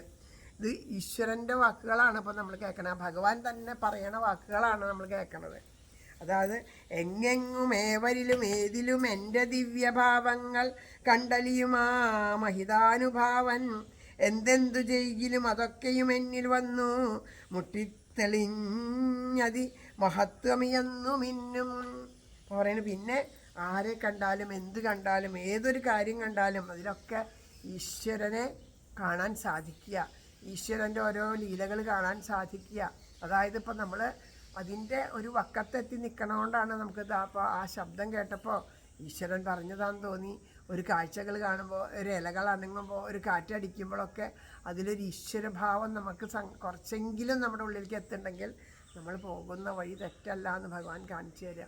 അപ്പോൾ അതുപോലെ എല്ലാത്തിലും ഏതിലും ഈശ്വരൻ്റെ ദിവ്യഭാവങ്ങൾ കണ്ടലിയുന്നത് ആ മഹാത്മാവ് ആരാണോ, അപ്പോൾ എന്തൊക്കെ ചെയ്യുകയാണെങ്കിലും ആ ചെയ്യുന്ന പ്രവർത്തികളൊക്കെ എൻ്റെ പൂജയായിട്ട് ചെയ്യേണ്ട ഏതൊരു മഹാത്മാവാണോ അവന് എപ്പോഴും എന്നോട് കൂടി ചേർന്നിരിക്കാനായിട്ട് സാധിക്കും. എൻ്റെ വനാം അവനിൽ നിന്നിനി പാപചിന്തമേലാൽ ഉദിച്ചിടുകയില്ലതിൽ മാകിടേണ്ട പാർത്തട്ടിലെന്നും അവനുൾത്തൊളിവാർന്നു ഉൾത്തൊളിവാർക്കുമേകി മിന്നിത്തിളങ്ങി വിലസുന്ന കെടാവിളക്കാം. അപ്പം പറയണു, എൻ്റെ വനാം അവനിൽ നിന്ന് ഇനി മേലാൽ ഉദിച്ചിടുകയില്ല, അതിൽ മാകിടേണ്ട. ഇനി ഇങ്ങനെയുള്ളൊരു ജീവൻ ഇനിയും പാപചിന്ത പറ്റുമോയെന്ന് വിചാരിക്കേണ്ട. കാരണം അവനെ പാപചിന്ത പറ്റിക്കാൻ ഞാൻ സമ്മതിക്കില്ല. കാരണം അവൻ എൻ്റെ ആയിട്ട് തീർന്നു. അവൻ്റെ എല്ലാ കാര്യങ്ങളും ചെയ്യേണ്ടത് ഞാനാണ്. അപ്പോൾ അവനിൽ അങ്ങനെ ഒരു ചിന്ത ഉദിക്കാൻ സമ്മതിക്കില്ല. അപ്പം അങ്ങനെ വിളങ്ങുന്നവൻ ആർക്ക് വേണ്ടിയിട്ട്? അവനവൻ്റെ ഉള്ളിൽ പാപചിന്ത ഉദിക്കില്ല എന്ന് മാത്രമല്ല, ആരാണോ അവനോട് കൂടി ചേരണത് അവരുടെയൊക്കെ ഉള്ളിലുള്ള അജ്ഞാനത്തെ നീക്കുന്ന കെടാവിളക്കായിട്ട് മാറും എന്ന് പറയണം. ഈ വണ്ണം ഏതൊരുവനും നിയമങ്ങളാൽ ഉൾപ്പൂവിങ്കൽ ഒന്നു വഴിയും ഒരു ഭക്തി വായ്പാൽ വിഷയത്തിലെങ്ങും ഒരുപോലെ നിറഞ്ഞൊരാത്മാവായി തന്നെ തീർന്നു വിലസേണ്ടൊരു ഭാഗ്യവാനം. അപ്പം ഇതുപോലെയാണ് എല്ലാവരും ആവേണ്ടത്. പല നിയമങ്ങളും കാര്യങ്ങളൊക്കെ ഉണ്ടെങ്കിലും ആ ഭക്തിഭാവത്തിൽ വരുമ്പോൾ നമുക്കിതാ എല്ലാം ഈശ്വരനാന്ന് പറയുമ്പോൾ നമുക്ക് ആ നിയമങ്ങളൊന്നും നമ്മളെ ബാധിക്കാണ്ട് പോകും. ഒക്കെ ഈശ്വരനിൽ അങ്ങോട്ട് അലിഞ്ഞു പോകും. അതിനു വേണ്ടി എന്തു വേണം? സത്സംഗമാർന്നവനും ഇങ്ങനെ വേണം. ഇന്നല്ലാകിൽ നാളെ അത് തീർച്ച. നൃപേന്ദ്രപുത്രി ആത്മാവിൽ വന്ന മലിനാശകളാകെ നീങ്ങി വീണ്ടും മഹത്വം അവനിൽ തെളിയണമെങ്കിൽ. ഇത് ഈശ്വരൻ്റെ ഭഗവാന്റെ വാക്കുകളാണ്. അമ്മ ചോദിക്കുകയാണ് എന്തൊക്കെയാണെന്ന്. അമ്മയോട് പറയുന്ന ആ വാക്കുകളാണ് അത് പറയുന്നത്.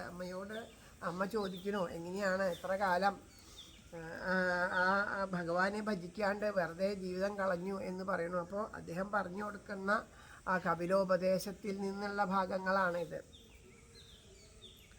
പിന്നീട് തൻ മഹിമയറ്റു വിശുദ്ധി സച്ചിദാനന്ദരൂപനവനിങ്ങനെ ദുഃഖമേൽക്കും മുമ്പാർന്നു പോയ സുഖദുഃഖമവിദ്യ തീർത്ത ദേഹത്തിൽ മാത്രമറിഞ്ഞു മനമഹാനുഭാവൻ.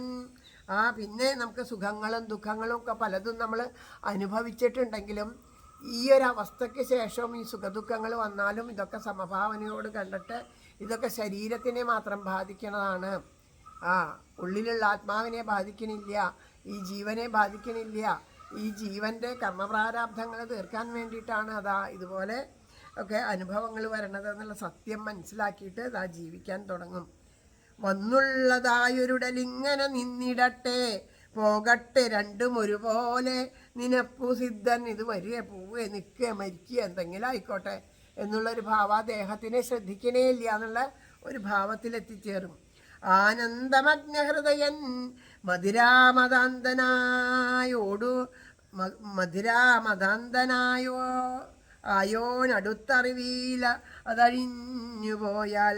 ആനന്ദഹൃദയൻ മതാന്തനായോന് അടുത്തത് അറിവീലതഴിഞ്ഞുപോയാൽ. അതായത് ആനന്ദഹൃദയത്തോടു കൂടിയിട്ട് ഒരു കള്ള് കുടിച്ചിട്ട് ഒരാളിങ്ങനെ വഴിക്കോടെ, മധുരാമതാന്ത എന്ന് പറഞ്ഞാൽ കള്ള് കുടിച്ച ഒരാൾ വഴിക്കോടെ ഇങ്ങനെ പോവുക. അയാൾക്ക് കള്ള് കുടിച്ചിട്ട് ഒരു ബോധവും ഇല്ല. അങ്ങനെയുള്ള ഒരവസ്ഥയിൽ പോകുമ്പോൾ ഉടുവസ്ത്രമൊക്കെ അഴിഞ്ഞു പോകും.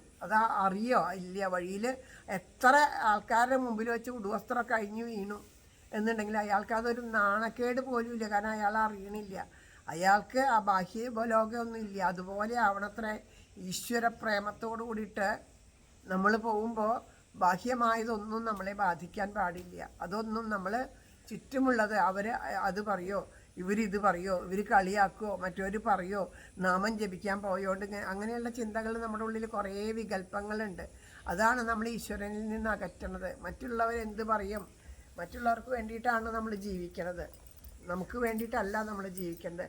അപ്പോൾ ഒരു കാര്യം ആലോചിക്കുക, മറ്റുള്ളവർക്ക് വേണ്ടി നമ്മളിങ്ങനെ ജീവിച്ച് വന്നിട്ട് നമുക്ക് ആ പാപകർമ്മങ്ങളും ഒക്കെ നമ്മുടെ ആ ചിന്തകളൊക്കെ കൂടി വന്ന് നമ്മുടെ കർമ്മഫലങ്ങൾ വന്നു ചേരുമ്പോൾ ഇതൊക്കെ മറ്റുള്ളവർ സ്വീകരിക്കുക.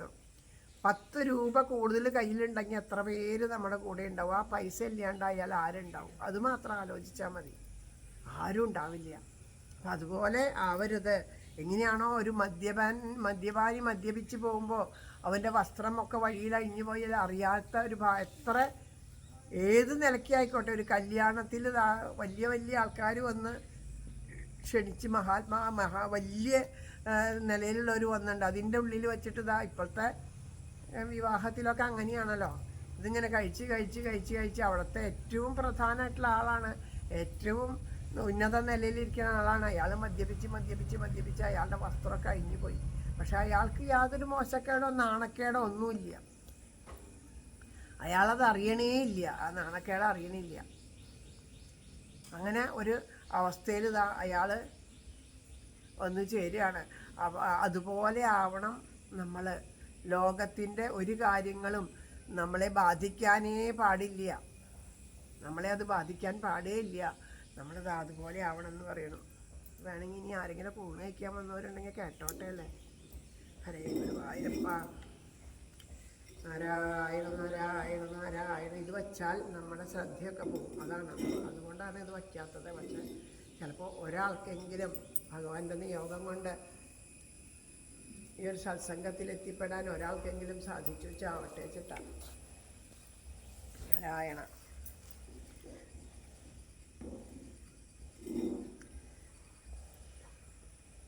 പ്രാരാബ്ധമുള്ളതുവരേക്കുടൽ നിൽക്കും ആത്മാരാമൻ, അതിങ്കലൊരു വിഭ്രമമില്ലതെല്ലും സ്വപ്നത്തിൽ വന്നൊരുടൽ തൊട്ടവയോട് ഉണ്ടാവതെങ്ങിനെ ഉണർന്നവനീ ജഗത്തിൽ. പറയണു ഇതൊക്കെ ഒരു സ്വപ്നം കാണുന്ന പോലെ മഹാത്മാവായിട്ട് ഈശ്വരനെ ഉപാസിച്ച് ഇങ്ങനെ ഒരു നിലയാർന്ന ഒരു ഭക്തൻ ആലോചിക്കുമ്പോൾ നമ്മൾ നിത്യമായിട്ട് അനുഭവിക്കണം. നമ്മുടെ അനുഭവങ്ങളൊക്കെ ഒരു സ്വപ്ന തുല്യമായിട്ട് കണക്കാക്കണം. സ്വപ്നത്തിൽ തന്നെ എന്ത് തന്നെ സംഭവിച്ചാലും ഉറങ്ങി എണീറ്റ് കഴിയുമ്പോൾ നമുക്ക് അത് വല്ലതും നമ്മളെ ബാധിക്കുമോ? സ്വപ്നത്തിൽ അങ്ങനെയാണ്. ഇപ്പോൾ നമ്മുടെ ഏറ്റവും പ്രിയപ്പെട്ട ഒരാൾ സ്വപ്നത്തിൽ കാണുകയാണ്, അയാൾ മരിച്ചു എന്ന് സ്വപ്നം കാണുക. എണീറ്റ് കഴിഞ്ഞിട്ടും അയാൾ നമ്മുടെ മുമ്പിലുണ്ടെന്ന് പറഞ്ഞിട്ട് അയ്യോ അയാൾ മരിച്ചു പോയില്ലോ എന്ന് ആലോചിച്ച് നമ്മൾ കരയോ? ഇല്ല. അപ്പോൾ അങ്ങനെയുള്ള ആ ഒരു ഭാവമാണ്. അപ്പോൾ അതേ ഭാവത്തോട് കൂടിയിട്ട് വേണം നമ്മുടെ ജീവിതത്തിൽ വരുന്ന ഓരോ കാര്യങ്ങളും. ഇത് സ്വപ്നതുല്യാണ്. ഇന്ന് നമുക്കൊരു തവണ ദുഃഖമായി തോന്നും, നാളെ അത് ഇന്ന് വളരെ തീവ്രമായിട്ടുള്ളൊരു പ്രതിസന്ധി കൂടെ കടന്നുപോയി ദുഃഖിച്ചിട്ട് മരിച്ചാലോ എന്ന് വരെ ആത്മഹത്യക്ക് മുമ്പിൽ വന്ന് നിന്നു. നമ്മൾ ഒരു 5 കൊല്ലം കഴിഞ്ഞിട്ട് ആ കാര്യം ആലോചിക്കുമ്പോൾ നമുക്ക് അതിനത്ര ഗൗരവം തോന്നുന്നു. കടന്നു പോയിട്ടില്ല, ഗൗരവം തോന്നില്ല. ആ ഒരു സമയത്ത് നമുക്ക് എന്താണെന്ന് വെച്ചാൽ അങ്ങനെ ഒരു ഗൗരവം തോന്നേണ്ടത് എന്താ വെച്ചാൽ ആ ഒരു സമയത്ത് നമ്മളങ്ങനെ അതിനെ നേരിടുമ്പോൾ നമുക്ക് ആരും ആശ്രയമില്ല എന്നുള്ളൊരു ഭാവമാണ്. ഈശ്വരൻ നമ്മുടെ കൂടെ ഉണ്ട് എന്നുള്ളൊരു ഭാവം നമുക്കില്ലാത്തത് കൊണ്ടാണ് ഭയപ്പെടുന്നത്. നമ്മൾ ഈശ്വരനെ ആശ്രയിച്ചാലും ആശ്രയിച്ചില്ലെങ്കിലും ഈശ്വരൻ നമ്മളെ വേണ്ടതുപോലെ നമ്മുടെ കൂടെ എപ്പോഴും ഉണ്ട്. നമുക്ക് ഓരോ ദിക്കിലും സംരക്ഷണമായിട്ട് കൂടെ ഉണ്ട്. ഈശ്വരൻ മാത്രമേ ഉള്ളൂ എന്നുള്ള സത്യമാണ് അതിലൂടെ നമുക്ക് മനസ്സിലാവുക. ഭവസാഗരത്തിൽ മുങ്ങി നീന്തുമ്പോൾ ഞങ്ങൾ നിന്നെ മറന്നാലും ഞങ്ങളെ നിത്യം കാത്തു രക്ഷിക്കും ഭഗവാനേ കൃഷ്ണ കൈതൊഴാം. ഒട്ടൂര് ഉണ്ണിനമ്പൂരിപ്പാടിൻ്റെ അല്ലേ, ആവശ്യമുള്ളപ്പോൾ കാക്കുവാനെത്തുന്ന ദൈവത്തെ വാഴ്ത്തിയൊഞ്ഞാനേ ധന്യൻ. അങ്ങനെ അദ്ദേഹത്തിന് ഞാൻ തോന്നുന്നു. എപ്പോഴാണോ നമുക്ക് വേണ്ടത്, നമ്മൾ വിളിച്ചിട്ടൊന്നുമല്ല ഭഗവാൻ വരണത്, നമ്മൾ വിളിച്ചില്ലെങ്കിലും ഭഗവാൻ വരും. അല്ലെങ്കിൽ ചില ഘട്ടങ്ങളിൽ നിന്നൊന്നും നമുക്ക് തരണം ചെയ്തു വരാൻ പറ്റില്ല. ഇനി ഒരാശ്രയമില്ല ആരും. എൻ്റെ ജീവിതം ഇതോട് കൂടിയിട്ട് ഇല്ലാണ്ടായെന്ന് വിചാരിച്ച സ്ഥലത്ത് നിന്ന് രക്ഷപ്പെട്ടു വന്നിട്ട് ഇവിടെ കൊണ്ടുവന്ന് ഈശ്വരൻ ഇരുത്തിയിട്ടുണ്ടെങ്കിൽ അത് ഈശ്വരൻ്റെ കാരുണ്യമാണ്. ഭഗവാനെ തിരിച്ചറിയാം. നമ്മൾ കഴിഞ്ഞു പോയ കാര്യങ്ങളെ വന്ന വഴി മറക്കാണ്ടൊന്ന് ചിന്തിച്ചു നോക്കൂ. അപ്പം നമുക്ക് ഇപ്പോൾ അന്നൊന്നും മനസ്സിലായിണ്ടാവില്ല, ഇപ്പം നമുക്ക് മനസ്സിലാവുണ്ടാവും ഏതെല്ലാം ഭാവത്തിൽ ഏതെല്ലാം രൂപത്തിൽ എങ്ങനെയൊക്കെയാണ് ആ ഭഗവാൻ നമുക്ക് സഹായമായിട്ട് നിന്നത്. നമ്മളെ സഹായിക്കുമെന്ന് നമ്മൾ പ്രതീക്ഷിച്ചവരൊന്നും നമ്മുടെ കൂടെ ഉണ്ടായിട്ടില്ല. പക്ഷേ ഭഗവാൻ പല ഭാവത്തിൽ പല രൂപത്തിൽ വന്ന് നമുക്ക് സഹായമായിട്ട് നിന്നുണ്ട്. അതാണ് നമുക്ക് നമ്മുടെ അനുഭവം. അപ്പം അതുപോലെ ആവണം, ഒരു സ്വപ്ന തുല്യാവണം. ഇതൊക്കെ ഇത്രയേ ഉള്ളൂ എന്ന് പറയണം.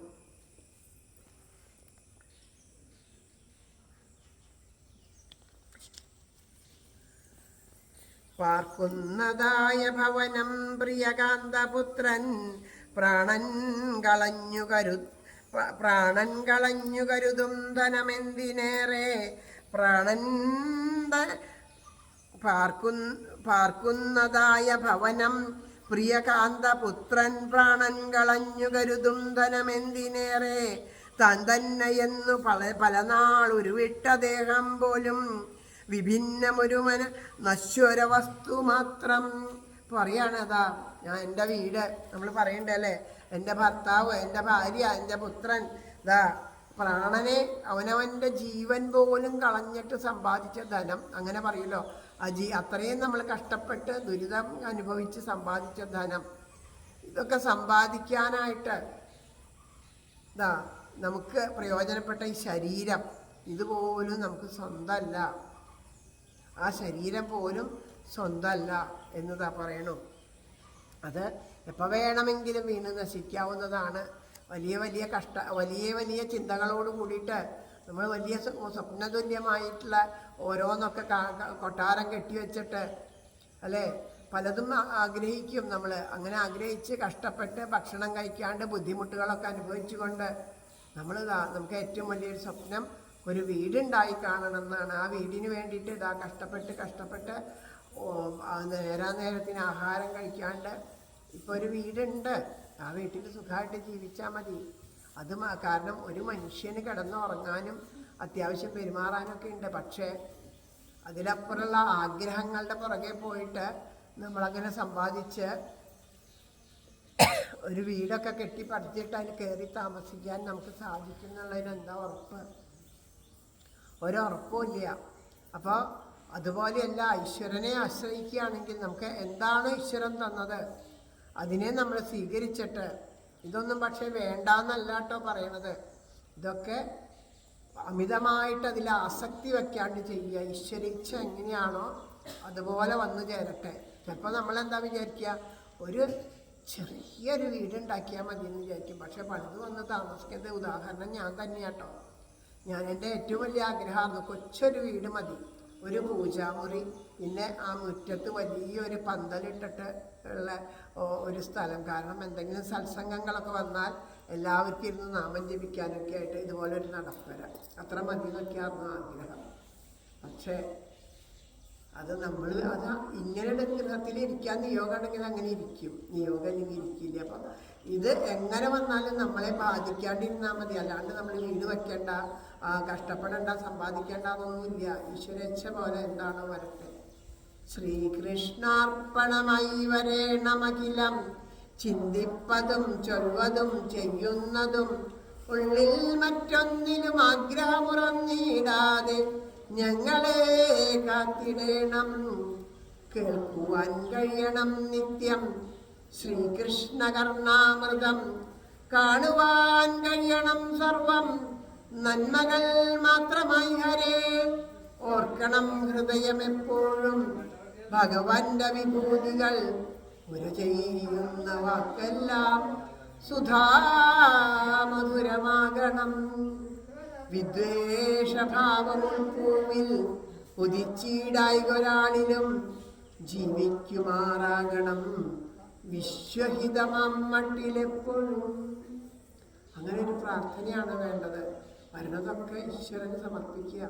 അങ്ങനെ സമർപ്പിക്കാൻ സാധിക്കണം. ശരീരമുപയോഗിച്ചു ഗൃഹാദി വെടിയാതെ താൻ ആത്മസാധനയിൽ മുഴുകാൻ ഞങ്ങളിൽ കനിയണം പ്രഭു.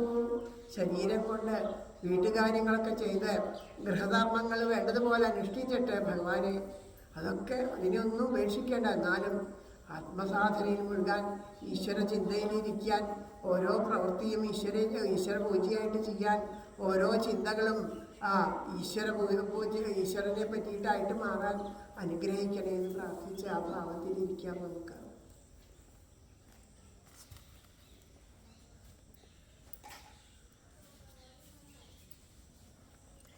ഭൂതേന്ദ്രിയങ്ങളവയില്ല, മനസ്സുമില്ല, ജീവാഖ്യനും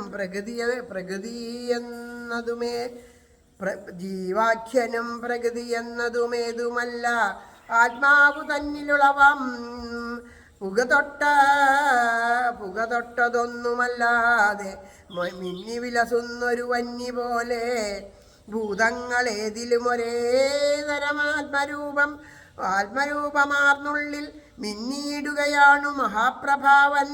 കർമാതി ഭിന്നത മറന്ന് അഖിലേശ്വരങ്കൽ മേവുന്നതായി അവനു ഉള്ളിലുറച്ചിടണം. അപ്പോൾ പറയണു, മനസ്സ്, ജീവൻ, മനസ്സ്, ഇതൊക്കെ പ്രകൃതി, ഇതൊക്കെ ഉണ്ടല്ലോ, ഇതൊക്കെ ആ അഗ്നിയിൽ നിന്ന് ഉയരുന്ന ആ പുക പോലെയാണ്. അതും അഗ്നിയായിട്ടൊരു ബന്ധമില്ലാത്ത പോലെ. അപ്പോൾ അതുകൊണ്ട് എല്ലാം ഉണ്ടായിക്കോട്ടെ, അതൊന്നും നമ്മുടെ മനസ്സിൽ ഒരൊട്ടലില്ലാണ്ട് അത് എപ്പോൾ വേണമെങ്കിലും നമ്മളെ വിട്ടു പോവാന്നുള്ള ബോധത്തോട് കൂടിയിട്ട് ഏത് കാലത്തും ഏതേത് ജന്മത്തിലും അല്ലേ ആ ഭഗവാന്റെ കാര്യം ആലോചിച്ച് നോക്കൂ. ഏത് ജന്മത്തിലും ആ ഭഗവാൻ മാത്രമേ ഉള്ളൂ. വിളിച്ചാൽ വിളിപ്പുറത്തെപ്പോഴും എവിടെയും ഓടിയെത്തിയിടുമെൻ കൃഷ്ണനുണ്ണി, നീയല്ലാതാരുമില്ലവനിയിൽ ബന്ധുവായി അടിയനൻ ഗുരുവായൂരപ്പ കൃഷ്ണ, അടിയനൻ ഗുരുവായൂരപ്പ. ബന്ധുമിത്രങ്ങളൊട്ടേറെയുണ്ടെങ്കിലും ആ ഭഗവാൻ, എത്ര ബന്ധുക്കളുണ്ടെങ്കിലും ആ ഭഗവാൻ മാത്രമാണ്, നീ മാത്രമാണ് എന്നും എനിക്ക് ആത്മബന്ധു. മറ്റുള്ള ബന്ധങ്ങളെല്ലാം കുറച്ച് കഴിയുമ്പോൾ നമ്മളെ വിട്ടുപോകും അല്ലേ. വിട്ടു പിരിയാത്ത സ്വന്തം നിഴൽ പോലും ഓടിയൊളിക്കുന്നു കൂരിരുട്ടിൽ. ഇരുട്ടത്ത് നിഴൽ എപ്പോഴും നിന്റെ കൂടെ ഉണ്ടാവുമല്ലോ. നിഴലുണ്ടോ ഇരുട്ടത്ത്? നമ്മുടെ കൂടെ നിഴലുണ്ടോ? ഇല്ല.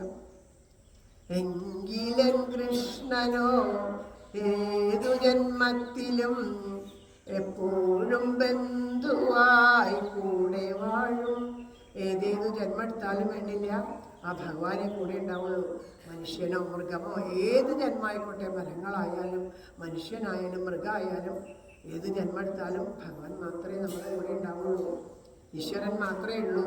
ആ സത്യമാണ് നമ്മൾ ബോധിക്കേണ്ടത്. ബാക്കിയുള്ളതൊക്കെ എപ്പോൾ വേണമെങ്കിലും നമ്മളെ വിട്ടു പോകാം. ഒരു നിമിഷം നമുക്ക് ഓരോരുത്തരുടെ കാര്യം ആലോചിച്ച് നോക്കൂ. കഴിഞ്ഞ ദിവസം വലിയ ഒരു സങ്കടം ഒരാളെൻ്റെ അടുത്ത് പറഞ്ഞു. എടുത്തിട്ട് പറയാം, അപ്പോഴാ കാര്യമുള്ളൂ. വലിയ ദിവസം ഒരു സങ്കടം എന്ന് വെച്ചാൽ, കുഞ്ഞിന്, അവരുടെ മകന് ഒരു എന്തോ അസുഖം വന്നിട്ട് അപ്പോൾ അത് എന്തോ ഉള്ളിലുള്ള എന്തോ ലിവറാണോ എന്താ അറിയില്ല, അവർക്ക് അത് പറഞ്ഞു തന്നിട്ടുണ്ടായിരുന്നു. അത് വന്നിട്ട് മാറ്റി വയ്ക്കണം എന്ന് പറഞ്ഞിട്ട് അത് അമ്മ പറഞ്ഞു. കുറേ നോക്കി, അത് കഴിഞ്ഞിട്ട് അതൊന്നും യോജിച്ചില്ല. എന്നിട്ട് അമ്മയുടെ ബ്ലഡ് നോക്കിയപ്പോഴാണ് യോജിച്ചത്. അത് ഓപ്പറേഷനൊക്കെ കഴിഞ്ഞ് മാറ്റി വെച്ചു, കുഴപ്പമൊന്നും ഉണ്ടായില്ല. അത് കഴിഞ്ഞു കുറച്ച് ദിവസം കഴിഞ്ഞ് അമ്മ അവിടുന്ന് എണിക്കണേക്കാളും മുമ്പ് ആ കുട്ടി അവിടുന്ന് പോയി. അപ്പം നമ്മൾ വിചാരിക്കണത്തൊന്നുമല്ല കാര്യങ്ങൾ. നമുക്കിതൊന്നും അറിയില്ല. നമ്മളെ കൊണ്ട് പരമാവധി ചെയ്യാവുന്നത് ചെയ്യാം. ഇതൊക്കെ ഈശ്വരൻ്റെ കയ്യിലാണ്. മുജ്ജന്മാർജിത കർമ്മമശേഷം തിരുമുൽ കാഴ്ച നിനക്കിഹ വച്ചൻ എന്നും മാധവ പൂജകൾ ചെയ്യാൻ വരമരുളേണം. നാരായണ ജയ നാരായണ ജയ നാരായണ ജയ നാരായണ ജയ നാരായണ ജയ നാരായണ തവ പാദ സരോജം അഗമേ വിലസുഖ നാരായണ ജയ. എപ്പോഴും ഈശ്വരനെ ആശ്രയിക്കുക. ഭഗവാനെ അവിടുന്ന് മാത്രമേ ഉള്ളൂ. നമ്മൾ ആ ചെയ്യുന്നത് ഒരു ഈശ്വര പൂജയായിട്ടാണ് ചെയ്യണത് ഉണ്ടെങ്കിൽ അതൊക്കെ ഇതും ഈശ്വര അങ്ങനെ ഒരു യോഗം നമുക്ക് വരുമ്പോൾ അപ്പോഴും നമ്മൾ പ്രാർത്ഥിക്കുക, ഭഗവാനെ ഇതും അവിടുത്തെ നിയോഗമാണ്, അവിടുന്ന് പറയണു ഞാൻ ചെയ്യണമെന്ന് മാത്രമേ ഉള്ളൂ. എന്താണോ എനിക്ക് ഉചിതമായിട്ടുള്ളത്, ഈ ജീവനെ എന്താണോ അനുഭവിക്കേണ്ടത്, അത് എങ്ങനെയാണോ വന്നു ചേരേണ്ടത് അത് വന്നു ചേരും എന്നുള്ളത് അറിയാം. എല്ലാ ദിക്കിലും കരുത്തായിട്ട് ഭഗവാനെ അവിടെ നിന്ന് ഉണ്ടാവണം. ഇതല്ലാണ്ട് നമുക്കൊന്നും പ്രാർത്ഥിക്കാൻ പറ്റില്ല. അതാണ് ശരിയായ പ്രാർത്ഥന.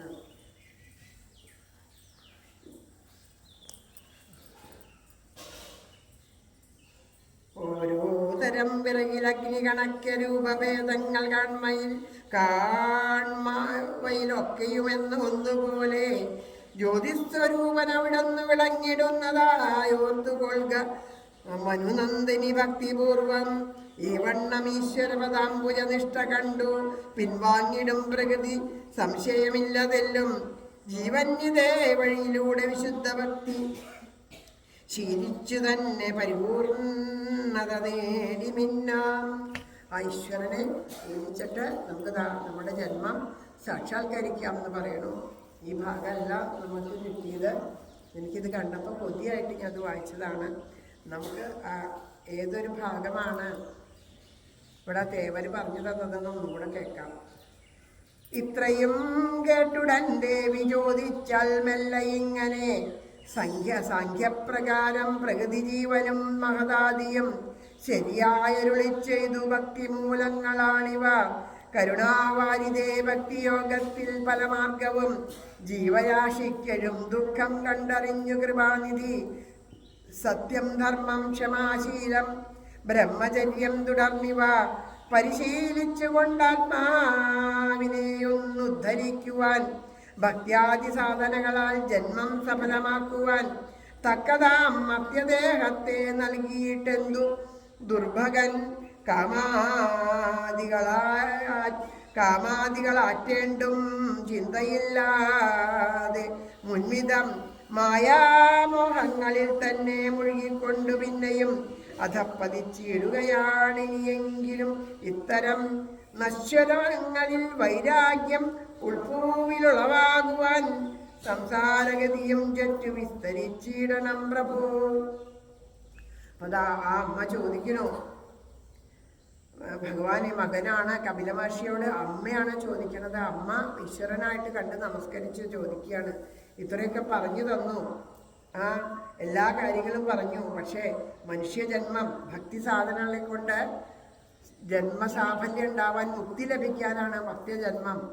ആ കർമ്മബീജം വരട്ടിക്കളഞ്ഞുടൻ, ആ കർമ്മബീജത്തിനെ വരട്ടിക്കളഞ്ഞുടൻ ജന്മസാഫല്യം ഉണ്ടാവണമെങ്കിലും ഈ ഭാരതഭൂമിയിൽ വന്ന് ജനിക്കണമെന്ന് നമുക്ക് പ്രധാനമുത്തശ്ശൻ പറഞ്ഞു തന്നു.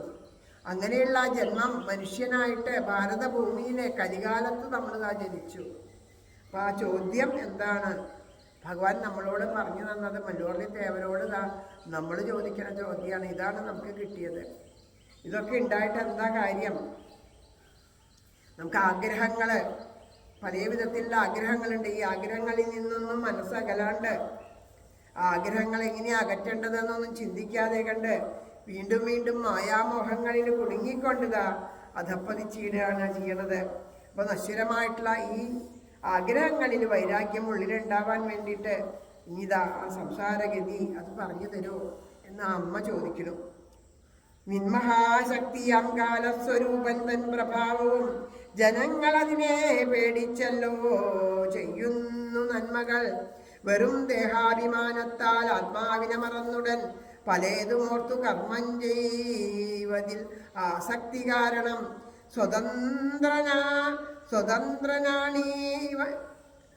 സ്വതന്ത്രനാണിന്നവനാം ഞാനുമെന്നും മറ്റുമീ വിധം എത്രയോ കാലം അജ്ഞാനത്തിലാണ്ടു പലേതരം. അപ്പം പറയണു ഭഗവാനെ ഇവിടെ ഓരോ അണുവും ചലിക്കുന്നുണ്ടെങ്കിൽ അതെന്തുകൊണ്ടാണ്? ഈശ്വരൻ്റെ പ്രഭാവത്തിലാണ് ചലിക്കുന്നത്. ആ ഈശ്വരൻ്റെ ആ പ്രഭാവത്തിൽ ഇപ്പോൾ ഇവിടെ ചെയ്യണ നന്മ എന്തെങ്കിലും ആരെങ്കിലും ചെയ്യണ്ടെങ്കിൽ എങ്ങനെയാ ഈശ്വരനെ പേടിച്ചിട്ടാണ് ചെയ്യണത്. ഈശ്വരനോട് ആ ഭയപ്പെട്ടുകൊണ്ടാണ് ചെയ്യണത്. അപ്പോൾ ആത്മാവിനെ മറന്നിട്ട് പലതും ഓർത്തിട്ട് കർമ്മങ്ങൾ ചെയ്യാണ്. ആ ചെയ്യുന്ന കർമ്മം ഞാൻ ചെയ്യണു, ഞാനിതാ അവിടെ ഇരുന്ന് നാമം ജപിക്കണു, ഞാനിതാ എല്ലാ ദിവസവും തേവരെ വന്ന് തൊഴണു, ഇതൊക്കെ ഞാൻ ചെയ്യണു എന്നുള്ള ഭാവത്തിൽ ആ അഹം വിട്ടുപോകാണ്ട് ആസക്തിയോട് കൂടിയിട്ടാണ് ചെയ്യണത്. അങ്ങനെ ആയിട്ട് ഇതാ അറിവില്ലാത്തത് കൊണ്ടാണ് നമ്മളങ്ങനെ ചെയ്യണത്. എത്രയോ കാലമായി അറിവില്ലാത്തത് കൊണ്ട് അങ്ങനെ ചെയ്യണു. അപ്പം അതുകൊണ്ട് ആ അറിവുണ്ടാവാൻ വേണ്ടി ഇത്ര കാലം അപ്പം അതുകൊണ്ട് സ്വപ്നം കണ്ടുറങ്ങണ ജീവന്മാരെ ഉണർത്താനായിട്ട് ഇതിപ്പോൾ ഒരു തരം സ്വപ്നമാണ്, മായാലോകത്തിലാണ്. അപ്പോൾ അതിൽ നിന്ന് ശരിയായ ആ അറിവിലേക്ക് ഉണർത്താൻ ഭഗവാനെ അവിടത്തേക്കേ കഴിയുള്ളൂ. അതുകൊണ്ട് അവിടുന്ന് ഞങ്ങളെ വേണ്ടതുപോലെ ഇത് പറഞ്ഞു തരണം എന്ന് ചോദിക്കുന്നു. നമുക്കെല്ലാവർക്കും വേണ്ടിയിട്ട് ഇതാ ചോദിക്കുകയാണ്. ഭക്തിതൻ വകഭേദങ്ങൾ പലതുണ്ടു ജഗത്തിതിൽ, സ്വഭാവം ഓരോ മർത്യനും ഓരോ തരമാകയാൽ. ഭക്തിയുടെ വകഭേദങ്ങൾ പലതുണ്ട്. ഏതാണ് ശരിയായ ഭക്തി എന്നൊന്നും നമ്മളെപ്പോലെയുള്ളവർക്ക് പറയാൻ സാധിക്കില്ല. ഒരു മനുഷ്യൻ്റെ സ്വഭാവം പോലെയല്ല മറ്റൊരു മനുഷ്യൻ്റെ സ്വഭാവം. ആ സ്വഭാവങ്ങൾക്കനുസരിച്ച് ഭക്തിയുടെ ഭാവത്തിന് വ്യത്യാസമുണ്ട്. അസൂയ, ഹിംസ, കാപട്യം, ഭേദഭാവന, കോപവും ഉള്ളിൽ വച്ചു ഭജിച്ചിടിൽ അവൻ താമസഭക്തനം. അസൂയ കൊണ്ട് അപ്പോൾ നമ്മൾ ഈശ്വരനെ വന്ന് പ്രാർത്ഥിക്കണത് വേറൊരാളോട് നമുക്ക് അസൂയ തോന്നുക, അയാളുടെ നന്മയിൽ നമുക്കൊരു അസൂയ തോന്നി. അപ്പോൾ അതിന് അവനേക്കാളും വലിയ സ്ഥാനത്ത് എനിക്ക് എത്തണം എന്നുള്ള ഭാവത്തിൽ എനിക്കും അതുപോലെ അങ്ങനെ നമ്മൾ ഭരിക്കാം, അങ്ങനെ വരിക. അതുപോലെ ഹിംസ ചെയ്യുക, കാപട്യത്തോട് കൂടിയിട്ട് ഞാൻ വലിയ ഭക്തനാണ് എന്നുള്ള ഭാവത്തിൽ മറ്റുള്ളവരെ കാണിക്കാൻ വേണ്ടിയിട്ട് എല്ലാ നേരവും വരണു, ഇവിടെ വന്ന് തൊഴണു, കുറേ നേരം നാമം ജപിക്കണു. ആ ഭക്തന്മാരെ ശരിക്കും ആ ഒരു ഭാവത്തിലേക്ക് എത്താൻ വേണ്ടി ഓരോന്ന് കാട്ടിക്കൊണ്ടുണ്ട്. കാപട്യ ഭക്തി ഭഗവാൻ അറിയാം ഏതാണെന്നുള്ളത് ശരിയായത്. നമ്മൾ അങ്ങനെ പലതും ചെയ്യുന്നുണ്ടാവും. അതുപോലെ ഓരോന്നും പിന്നെ കോപം, എത്ര ഭക്തി ഉണ്ടെങ്കിലും കോപം ശമിപ്പിക്കാൻ പറ്റുന്നില്ല. മറ്റുള്ളവരോട് ദേഷ്യം, വെറുപ്പ്, കോപമൊക്കെ വരികയാണ്. ഒരിക്കലേ ഒരാശ്രമത്തിലൊരു സ്വാമിജി ഉണ്ടായിരുന്നു. അദ്ദേഹത്തിനൊരു ശിഷ്യനുണ്ട്, ശ്രീരാമസ്വാമിയുടെ ഒരു ശിഷ്യനാണ് അദ്ദേഹം. രാമനെ എപ്പോഴും പൂജ ചെയ്ത് നാമം ജപിച്ച് എപ്പോഴും ഉള്ളൂ, വേറെ ഒന്നും ചെയ്യില്ല. പക്ഷെ അദ്ദേഹത്തിന് ഒരു ദോഷമുണ്ട്. ആരെങ്കിലും കണ്ടാൽ അദ്ദേഹത്തിന് കോപം അടക്കാൻ പറ്റില്ല. അദ്ദേഹത്തിൻ്റെ പൂജ ചെയ്യണോടത്തേക്കൊന്നും ആരും ചെല്ലാൻ പാടില്ല, അദ്ദേഹത്തിൻ്റെ അടുത്തേക്ക് ഒന്നിനും പോകാൻ പാടില്ല. അത് മനുഷ്യനല്ല, ഒരു പൂച്ചക്കുട്ടി ആയാലും കൂടി ശരി അദ്ദേഹത്തിന് ഭയങ്കര കോപമാണ്. കണ്ണ് പൊട്ടണ ചീത്ത പറഞ്ഞ് അതിന് കൂടിപ്പിക്കും. അപ്പോൾ ഇത് വല്ലാത്തൊരു ബുദ്ധിമുട്ടായി. കാരണം ഇദ്ദേഹം ഇരിക്കണോടത്തേക്ക് ആർക്കും പോകാൻ പാടില്ല വെച്ചാൽ ഒരു ആശ്രമല്ലേ. അപ്പോൾ അതൊരു വിഷമായി. അപ്പോൾ അത് അവിടുത്തെ വലിയ സ്വാമി മനസ്സിലാക്കി. അപ്പോൾ ആ ഗുരുസ്വാമി മനസ്സിലാക്കിയിട്ട് വേഗം ഇദ്ദേഹത്തിൻ്റെ അടുത്തേക്ക് ചെന്നു. അപ്പോൾ അദ്ദേഹം ചെന്നാലൊന്നും വഴക്ക് പറയില്ല കേട്ടോ. അതിലും മറ്റുള്ളവർ ചെല്ലുമ്പോഴല്ല അദ്ദേഹം അങ്ങോട്ട് ചെന്നിട്ട് ഈ വിഗ്രഹം എടുത്തിട്ട് അടുത്ത് കൊണ്ടുപോയി കിണറ്റിൽ കൊണ്ടുവന്നിട്ടു. എന്നിട്ട് പറഞ്ഞു, നീ പൂജയും ചെയ്യണ്ട, കർമ്മവും ചെയ്യണ്ട, ഒന്നും ചെയ്യണ്ട. കാരണം എന്താ വെച്ചാൽ നീ കോപത്തിൻ്റെ അടിമയാണ്. ആ കോപം എന്ത് പറയണോ അതുപോലെ നീ കേൾക്കണേ. കോപം ഒരാളുടെ അടിമയായിട്ടുള്ള നിൽക്കണ ആൾക്ക് എങ്ങനെയാണ് വേറെ ഈശ്വരനെ പൂജ ചെയ്യാൻ പറ്റുക? ആദ്യം നീ നിന്റെ അടിമത്തത്തിൽ നിന്ന് രക്ഷപ്പെടൂ, എന്നിട്ട് ഈശ്വരനെ ആശ്രയിക്കൂ എന്ന് പറഞ്ഞു. ആ ഒരു പ്രവൃത്തി അദ്ദേഹത്തിന് മാനസാന്തരം വരുത്തി എന്ന് പറയുന്നു.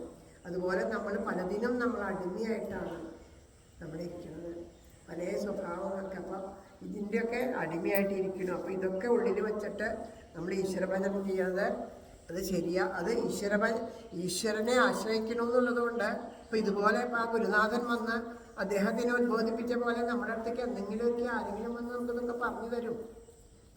അപ്പോൾ അതും നല്ലത് തന്നെയാണ്, ചീത്തയെന്നല്ല. അത് ഏറ്റവും താഴത്തെ പടിയാണ്.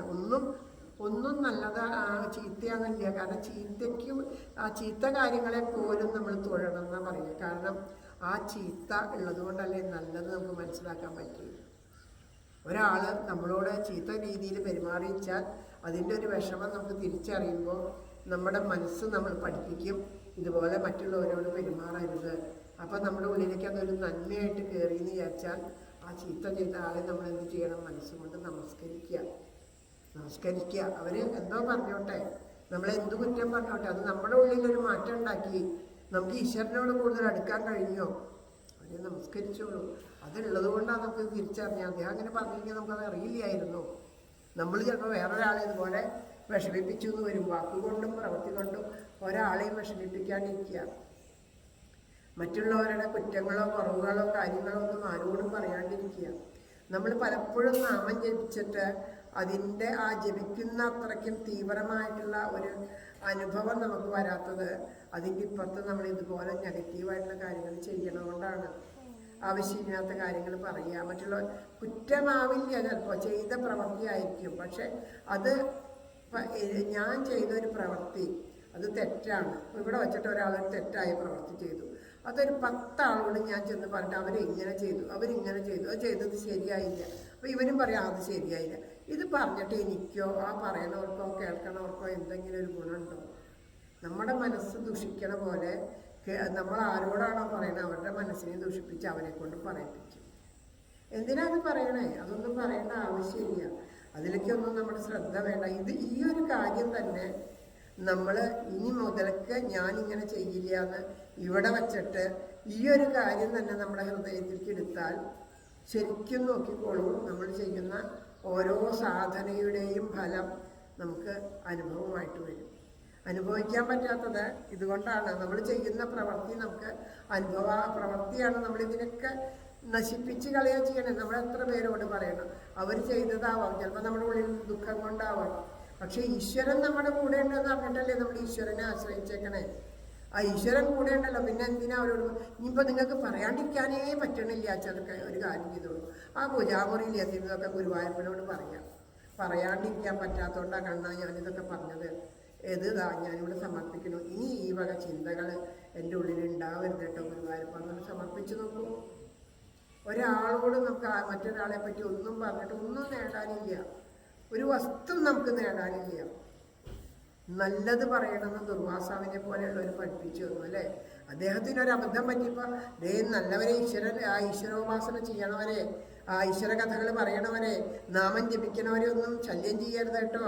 അവരവിടെ ശല്യം ചെയ്താലേ ഭഗവാനാ വരിക എന്ന് പറഞ്ഞ സുദർശന ചക്രം ഒളിപ്പിച്ച കഥ നമ്മളൊക്കെയാണെങ്കിൽ ആരോടും മിണ്ടില്ല. മോശക്കേട് ആരോടും പറയണ്ട, എനിക്കൊരു അബദ്ധം പറ്റി, 4 ആളോട് ഞാനിത് പറയണ്ടെന്ന് വിചാരിച്ചിട്ട് നമ്മൾ മിണ്ടാണ്ടിരിക്കും. ഇതാ എല്ലാവരോടും പറഞ്ഞു നടക്കുന്നു. അപ്പോൾ നമ്മൾ ഇതൊക്കെ ഒരു വേദിയിൽ വന്നിരിക്കുമ്പോൾ ഇവിടെ ഇപ്പോൾ നമ്മൾ ഇത് പകുത്ത് വായിച്ചിട്ട് ഈശ്വരൻ സാക്ഷാൽ തേവര് നമുക്ക് പറഞ്ഞു തന്ന കാര്യമാണ്. അത് നമ്മുടെ ഉള്ളിലേക്ക് എത്തണം എന്നുണ്ടെങ്കിലും ഒരു ഭാഗ്യം വേണം. നാമം ജപിക്കാൻ വന്നിട്ട് കാര്യമില്ല, ഇവിടെ ഇരുന്നിട്ട് കാര്യമില്ല. നമ്മളത് മനസ്സിലൊക്കെ എടുക്കണം, ശ്രദ്ധയോടുകൂടി കേൾക്കണം. എന്നിട്ട് മാത്രമേ കാര്യമുള്ളൂ. ഇവിടെ വന്നിരുന്നത് കൊണ്ടോ അത് ശ്രദ്ധിക്കാതിരുന്നിട്ട് ആ പറയേണ്ട ഈ ഒരു കാര്യം വരുമ്പോൾ മാത്രം ശ്രദ്ധിക്കില്ല. പണ്ട് ഒരു കഥ പറയണ കേട്ടിട്ടുണ്ട്. 2 പേരൊക്കെ ദാരിദ്ര്യം കൊണ്ട് വലഞ്ഞിട്ടുള്ള ഒരു ശിവഭക്തനാണ്. ദാരിദ്ര്യം കൊണ്ട് നശിച്ചു പോവുക അദ്ദേഹം, സഹിക്കണില്ല ദാരിദ്ര്യം. എന്നിട്ട് മഹാദേവനെ ഇങ്ങനെ പൂജിച്ചുകൊണ്ടിരിക്കണം. അപ്പം എത്രയൊക്കെ ആയാലും അച്ഛനേക്കാളും കുറച്ചും കൂടി ഒരു അലിവ് അമ്മയ്ക്കാം. അപ്പോൾ പാർവതീദേവി ചോദിച്ചു, അല്ല അങ്ങ് എന്താണ് ഇത്രയും ഭക്തനല്ലേ, അങ്ങേ എന്തിനാണ് ഇങ്ങനൊരു ദുരിതം കൊടുക്കണത്, എന്തിനാണ് ഈ ഒരു അവസ്ഥ വരുത്തണത്? അപ്പം അതുകൊണ്ട് ഈ ഒരു അവസ്ഥ ഇല്ലാണ്ടാക്കാൻ അങ്ങ് വിചാരിച്ചാൽ സാധിക്കില്ലേ, അദ്ദേഹത്തിന് സഹായിച്ചു. അപ്പം അദ്ദേഹത്തിന് അനുഭവയോഗമില്ല. കിട്ടിയാലും കിട്ടാൻ അനുഭവയോഗമില്ല. പിന്നെ എങ്ങനെയാ? അതൊന്നുമല്ല, ഞാൻ കൊടുത്തോട്ടെ, അങ്ങ് അനുഗ്രഹിക്കണ്ട, ഞാൻ അനുഗ്രഹിച്ച് കൊടുക്കുകയാണെന്ന് പറഞ്ഞു. ആയിക്കോട്ടെ ശരി, അനുഗ്രഹിച്ച് കൊടുത്തു. അങ്ങനെ ആ പാർവതീദേവി എന്ത് ചെയ്തു വെച്ചാൽ ഒരു ധനത്തിൻ്റെ സ്വർണ്ണ നാണയങ്ങളുടെ ഒരു കിഴി കൊണ്ടുവന്ന് ഭാര്യയും ഭർത്താവും പോവുകയാണ്. എവിടെ തീർത്ഥാടനത്തിന് പോവാണ്. ആ തീർത്ഥാടനം ആ വഴിയിൽ മുന്നിൽ കൊണ്ടുവന്ന് വെച്ചു. അപ്പം കുറച്ച് വഴി ഇങ്ങനെ നടന്നപ്പോൾ ആ ഭർത്താവ് ഭാര്യയോട് പറഞ്ഞല്ല, നമുക്കൊക്കെ വയസ്സായില്ലേ, ഇനി കുറച്ച് കാലം കഴിഞ്ഞ് നമുക്ക് കണ്ണ് കാണാണ്ടായിട്ട് നമുക്ക് എങ്ങനെ നടക്കാൻ പറ്റും, നമുക്കൊന്ന് കുറച്ച് വഴി കണ്ണടച്ച് നടന്നു നോക്കാം. ആ കണ്ണടച്ച് നടന്നിട്ട് നമുക്ക് നടക്കാൻ പറ്റുമെന്ന് നോക്കാം. ഞാൻ നിന്റെ കൈ പിടിക്കാം, നീ എൻ്റെ കൈ പിടിച്ചോ എന്ന് പറഞ്ഞ് രണ്ടാളും കണ്ണടച്ച് നടക്കുകയാണ്. ഈ നടന്നുകൊണ്ട് വരുന്ന വഴിക്ക് ഈ പണക്കിഴിയിൽ കാല് തട്ടി. അത് കാലോട് ഒരു തട്ട് വെച്ച് കൊടുത്ത് മുന്നാക്കം നടന്നപ്പോൾ അതാ പറഞ്ഞേ. അപ്പോൾ മഹാദേവൻ ഉറക്കെ ചിരിച്ചു. ഞാൻ പറഞ്ഞില്ലേ എനിക്കിതറിയാം, അതുകൊണ്ടാണ്. ദേവിക്കും അതറിയാണ്ടല്ല, നമ്മളെപ്പോലെയുള്ളവർക്ക് ഒരു പാഠാവാൻ വേണ്ടിയിട്ടാണ്. ഇതുപോലെയുള്ള സത്സംഗങ്ങളിൽ നമ്മൾ വന്നിരിക്കുമ്പോൾ ഒരു നിമിഷമാണോ വന്നിരിക്കാൻ സാധിക്കേണ്ട, ആ ഒരു നിമിഷം അതീവ ശ്രദ്ധയോടുകൂടി ഇരിക്കണം. ചിലപ്പോൾ നമുക്കുള്ളതായിരിക്കും ഭഗവാൻ ഇവിടെ തരണത്. അത് നമ്മൾ സ്വീകരിക്കാതിരുന്നു എന്ന് വിചാരിച്ചാൽ പിന്നെ അനുഭവയോഗം ഇല്ലാതെ തന്നെ പറ്റുള്ളൂ. അപ്പോൾ അതുകൊണ്ട് അത്രയും ശ്രദ്ധയോട് കൂടിയിട്ട് ഇപ്പോൾ ഇവിടെ തുടങ്ങുന്നേക്കാൾ മുമ്പ് തുടങ്ങിക്കഴിഞ്ഞ് എല്ലാം കഴിഞ്ഞിട്ട് പോകണു എന്നുള്ളേക്കാളും ചിലപ്പോൾ ഇടയിൽ കയറി വന്നിട്ട് വരാൻ കൊതിച്ച് വീട്ടിലിരുന്നിട്ട് പെട്ടെന്ന് ഇടയിൽ കയറി വന്നിങ്ങനെ ഇരിക്കുമ്പോഴായിരിക്കും ഒരു കാര്യം പറയാം. അത് അവർക്ക് വേണ്ടിയിട്ടുള്ളതായിരിക്കും ഭഗവാൻ പറയണത്. അപ്പോൾ അത് അവർക്ക് പ്രയോജനമായിട്ട് തീർന്നു. കാരണം എപ്പോഴും എന്നോട് പലരും ഇത് അനുഭവം പോലുള്ള പ്രേമപുഷ്പാഞ്ജലിയിൽ ലൈവ് ചെയ്യാറുണ്ട്. അപ്പോൾ ആ ലൈവ് ചെയ്യുന്ന സമയത്ത് പല വിധത്തിൽ കറണ്ട് ഇല്ലാണ്ടോ വൈഫൈ ഇല്ലാണ്ടും പിന്നെ പല കാരണങ്ങളെ കൊണ്ടും അവർക്ക് എത്തിപ്പെടാൻ പറ്റാണ്ട് പെട്ടെന്ന് ചെന്ന് തുറക്കുമ്പോൾ ആദ്യമായിട്ട് അപ്പോൾ അവരെന്തെങ്കിലും കാര്യത്തിനൊരു ടെൻഷനായിട്ട് ഇരിക്കാവുന്നത് ആദ്യമായിട്ട് അങ്ങനെ ചെന്നത് തുറക്കുമ്പോൾ അവർക്ക് അതിനുള്ള ഉത്തരമാണ് കിട്ടുക. അതാണ് ഭഗവാന്റെ കാരുണ്യം. അപ്പം നമ്മൾ ചിലപ്പോൾ എത്രയോ 2-3 വർഷമായിട്ട് ഇവിടെ ഇരുന്ന് നാമം ജപിക്കുന്നവരുണ്ടാവും. ചിലപ്പോൾ ഇന്ന് പ്രസാദൂട്ടുണ്ടെന്ന് അറിഞ്ഞിട്ട് ഉണ്ണാൻ വരുന്നവരാവും ആരെങ്കിലും. അവർക്ക് തോന്നാം ഇവിടെ ഒരു സത്സംഗം ഉണ്ട്, ഭഗവാന്റെ മുമ്പിൽ 5 മിനിറ്റ് ഇരിക്കാം. കാരണം ഈ അന്നം ഈശ്വരന് പ്രസാദമായിട്ട് നമുക്ക് തരുന്നുണ്ടെങ്കിൽ അത് ഭഗവാന്റെ കാരുണ്യല്ലേ. അപ്പം ആ കാരുണ്യമൂർത്തിയുടെ കഥ കേൾക്കാൻ 1 മിനിറ്റ് ഇവിടെ വന്നിരിക്കാം എന്ന് വിചാരിച്ചിട്ടാവും വന്നിരിക്കണം. അതുവരെയും സത്സംഗത്തിലെത്താത്തവരാവും. അതായിരിക്കും പക്ഷേ ആ ഒരു ജീവനെ വഴിത്തിരിവായിട്ട് മാറുക. അപ്പം അതുകൊണ്ട് ശ്രദ്ധയാണ് വേണ്ടത് എപ്പോഴും. ഭഗവാൻ ഇതിപ്പോൾ ഞാൻ ഉണ്ടാക്കി പറഞ്ഞതൊന്നുമല്ല, ഇതിൽ നമുക്ക് അകത്തെടുത്ത് ഭഗവാൻ തന്നെ പറഞ്ഞു തന്നതാണ് ഭക്തിയുടെ മഹത്വം. അപ്പോൾ ആ വലിയ വിധത്തിലുള്ള ഇത് പറയണു. ആയുരാരോഗ്യ സന്താന ധനമാനാദി നേടുവാൻ പ്രതിമാദികളിൽ പൂജിപ്പവനോ ധനിരാജസൻ. ഇപ്പോൾ വേറെ കുറേ പൂജകളുണ്ട്. എന്താ? ആയുസ് ഉണ്ടാവണേ ഭഗവാനെ, ആരോഗ്യം ഉണ്ടാവണേ ഭഗവാനെ, സന്താനങ്ങൾ ഉണ്ടാവണേ ഭഗവാനെ, ധനം ഉണ്ടാവണേ ഭഗവാനെ, രോഗം മാറണേ ഭഗവാനെ. അങ്ങനെ വന്നിട്ട് ഈശ്വരനിലും ആ പ്രതിമകളിലൊക്കെ പൂജിക്കുന്ന ആൾക്കാരുണ്ടാവും. അവർക്കത് വേണ്ടു. ഭഗവാനിൽ നിന്ന് കിട്ടണത് മാത്രം മതി. ഭഗവാനോട് ഇഷ്ടം ഉണ്ടായിട്ടല്ല, ഭഗവാനോടുള്ളൊരു സ്നേഹം കൊണ്ടല്ല, ചോദിച്ചാൽ തരാനായിട്ടിരിക്കുന്ന ഒരാൾ എന്നുള്ളൊരു ഭാവത്തിലാണ് ചോദിക്കുന്നത്. ആയിക്കോട്ടെ, അത് രാക്ഷസ ഭക്തിയാണ്. എങ്കിലും അങ്ങനെ വന്ന് ഒരിക്കൽ പ്രാർത്ഥിച്ചുകൊണ്ട് നിൽക്കുമ്പോഴാവും ഇതുപോലെ ഒരു സത്സംഗത്തിൽ എന്തെങ്കിലും ഒരു കാര്യം പറയാം, ഇതെനിക്ക് ഞാൻ ഇത്ര കാലം ചോദിച്ചതിൻ്റെ ഉത്തരമാണല്ലോ. അപ്പം പിന്നെയും വരാൻ തോന്നും, കേൾക്കാൻ തോന്നും. അങ്ങനെ പടിപായിട്ട് അത് ആ മനോഭാവത്തിൽ നിന്ന് മാറ്റിയെടുക്കും. അതാണ് ആ ഭഗവാന്റെ കാരുണ്യം എന്ന് പറയുന്നത്. കർമ്മവാസന നീങ്ങാനും ഈശ്വര പ്രീണനത്തിനും ദേവാജ്ഞ പാലിപ്പതിനും ഭജിപ്പോനാണു സാത്വികൻ. ഇതാ പിന്നെന്താന്ന് പറയുക, ഈശ്വര ഭഗവാനെ, എൻ്റെ കർമ്മവാസനകളൊക്കെ അകന്നിട്ട് എനിക്ക് ഈശ്വരനെ ഭജിക്കാൻ തോന്നണേ, ഈശ്വരനാമം ജപിക്കാൻ തോന്നണേ.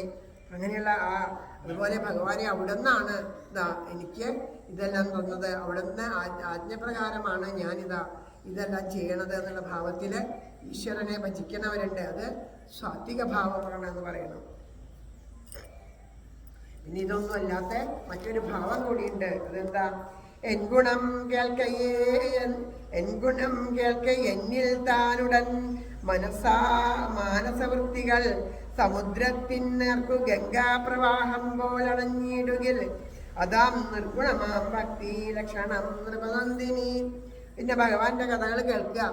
ആ കേൾക്കണ അത്രയൊന്നും ഭഗവാനെ പറ്റിയിട്ടൊന്നും അറിയില്ല. ഈശ്വരൻ രാവിലെ എണീക്കും വിളക്ക് കൊളുത്തും, അതൊരു സന്തോഷം. ഭഗവാന്റെ മുമ്പിൽ വിളക്ക് കൊളുത്തുമ്പോഴേ ഇത്തിരി നേരം ഇങ്ങനെ തൊഴുതു നിൽക്കുമ്പോൾ ഒരു സന്തോഷം. അപ്പോൾ അങ്ങനെ ഇരിക്കണ ആ സമയത്ത് ഇതുപോലെ ആ ഈശ്വരൻ്റെ ഒരു അമ്പലത്തിലേക്ക് പോകുമ്പോണ്ട് അവിടെ ഒരു സപ്താഹം നടക്കുന്നു.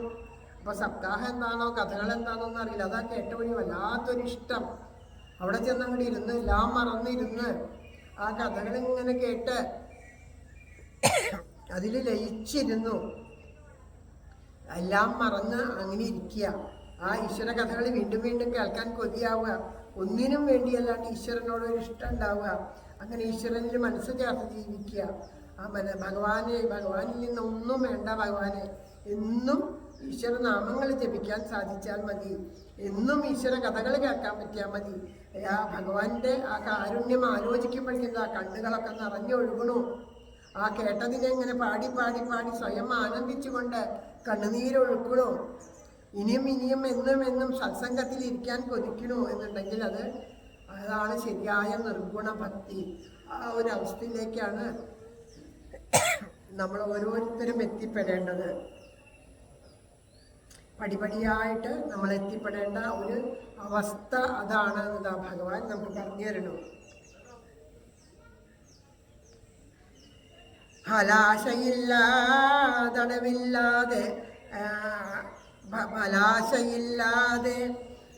ആണ് ഏകാന്ത ഭക്തിയും. അത് സാധിക്കിൽ വാങ്ങില്ലൻ പാദസേവനമെന്നിയെ സാലോക്യാദികളഞ്ചും ഞാൻ ഇന്നരുളിയെങ്കിലും. അപ്പം പറയുന്നു, ഈശ്വരനെ ഗോപികമാര് പറയുന്ന പോലെ ശ്രീകൃഷ്ണനിൽ നിന്ന് ഞങ്ങൾക്കൊന്നും വേണ്ട. ഞങ്ങൾ ശ്രീകൃഷ്ണനെ സ്നേഹിക്കണ്ടേ, ഭഗവാൻ സന്തോഷമായിട്ട് ഇരുന്നാൽ മതി എന്ന് പറയുന്നു. അപ്പം ഫലാശയില്ലാണ്ട് ഈശ്വരനെ ഭജിക്കുക. എന്തെങ്കിലും നൽകാമെന്ന് ഭഗവാൻ പറഞ്ഞാലും എനിക്കതൊന്നും വേണ്ട.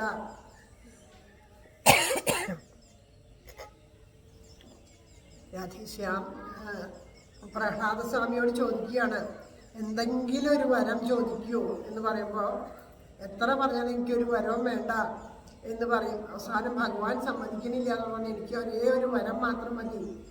ആര് എൻ്റെ മുമ്പിൽ വന്ന് വരം തരാമെന്ന് പറഞ്ഞാലും എനിക്ക് ആ വരമൊന്നും ചോദിക്കാണ്ട് ഇരിക്കാൻ, എപ്പോഴും ഈശ്വര ചിന്തയിൽ ഇരിക്കാൻ, അത് അങ്ങനെ ഒരു വരം മതി എന്ന് പറഞ്ഞപ്പോൾ എന്ത് തന്നെ നൽകിയാലും അതിലൊന്നും മനസ്സൊട്ടാതെ കണ്ട് ഈശ്വരന് മാത്രം മനസ്സ് ചേർത്ത് വെച്ച് ഏകാന്തമായിട്ട് എന്നെ ഭജിക്കുകയാണ് ചെയ്യേണ്ടത് എന്ന് പറഞ്ഞു.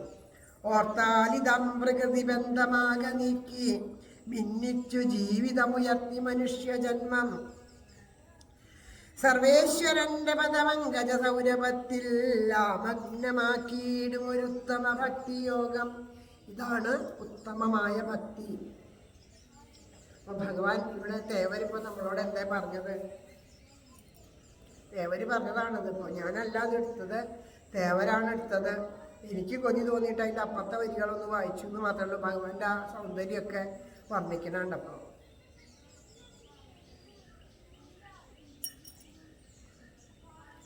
നമ്മുടെ ഭക്തിയുടെ അവസ്ഥ എന്താണ്, നമുക്കിപ്പോൾ എങ്ങനെയൊക്കെയാണ് ഭക്തിയുടെ ഓരോ ഭാവം എന്താണ് നമുക്ക് മനസ്സിലായല്ലോ. ഭഗവാൻ പറഞ്ഞു തന്നു. അപ്പം ഭഗവാൻ നമ്മളോട് പറയണു, നിങ്ങൾ ചിന്തിക്കൂ. ഭഗവത്ഗീതയൊക്കെ പറഞ്ഞു കൊടുത്തു അർജുനനോട്. എല്ലാം പറഞ്ഞു കൊടുത്തിട്ട് ഭഗവാൻ പറഞ്ഞില്ല, ഞാൻ പറയണ പോലെ എന്താ വെച്ചാൽ ചെയ്യൂ അർജുന എന്നല്ല പറഞ്ഞത്. അർജുനനോട് എന്തേ പറഞ്ഞുള്ളൂ? ഇങ്ങനെയൊക്കെയാണ് കാര്യങ്ങൾ, ഇനി നീയെ വേണ്ടതുപോലെ യുക്തിപൂർവം ആലോചിച്ച് തീരുമാനിച്ചു. അല്ലാണ്ട് യുദ്ധം ചെയ്തോളൂ അർജുന, ഞാൻ അത്രയൊക്കെ പറഞ്ഞു തന്നില്ല എന്ന് പറഞ്ഞില്ല.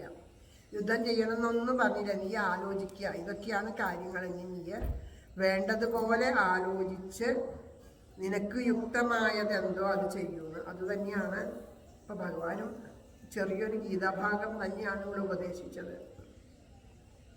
ആ ഭക്തിയുടെ അവസ്ഥ എന്താണെന്ന്. അപ്പോൾ ഏത് ഭാഗം, ഇപ്പം 3 വിധത്തിലുള്ള ഭക്തി പറഞ്ഞു. 3 വിധത്തിലുള്ള ഭക്തി പറഞ്ഞത് ഓരോന്നും പറയണത് നമുക്ക് മനസ്സിലായല്ലേ. ആദ്യം അസൂയ കൊണ്ട് മറ്റുള്ളവർക്ക് ഗുണം ഉണ്ടാവുമ്പോൾ അതിനേക്കാളും കൂടുതൽ ഗുണം ഉണ്ടാവണം, എനിക്ക് അതിനേക്കാളും ഉയർച്ച ഉണ്ടാവണം എന്നുള്ള ഭാവത്തിൽ ഈശ്വരനെ ഭജിക്കുന്നത്. മറ്റത് നമുക്ക് ആഗ്രഹങ്ങൾക്ക് വേണ്ടിയിട്ട് അത് വേണം ഇത് വേണം എന്നുള്ളത് ആഗ്രഹം. ഇതൊന്നും അറിവില്ലാത്തത് കൊണ്ടാണ് നമ്മൾ ചെയ്യണതെന്ന് ഗുരുവായൂരപ്പനെ അറിയാം, വല്ലോറിൽ തേവർക്ക് അറിയാം. അപ്പോൾ തേവരിതാ പറഞ്ഞത് അങ്ങനെയുള്ളത് പിന്നെ പറഞ്ഞു തന്നത് എന്താ? ഈശ്വരനാമം ജപിക്കാൻ കഥ അങ്ങനെയുള്ള ഒരു ഭാവത്തിൽ. പിന്നെന്താണ്? അതൊക്കെ അത് നമ്മൾ നിർബന്ധമായിട്ട് വന്നിരിക്കുകയാണ്. ഈശ്വരനാമം ജപിക്കണം. ഇപ്പം നമ്മളെപ്പോലെയുള്ളൊരു ഭാവം ഈശ്വരനാമം ജപിക്കണം. വ്യാഴാഴ്ച ആയില്ലേ, മഴയായാലും വെയിലായാലും വരാണ്ട് പറ്റില്ല എന്നുള്ളൊരു ഭാവത്തിൽ വന്നിരിക്കണു, ജപിക്കണു. കേൾക്കൂ എന്ന് പറയുമ്പോൾ ശ്രദ്ധിച്ചിരുന്ന് കേൾക്കും.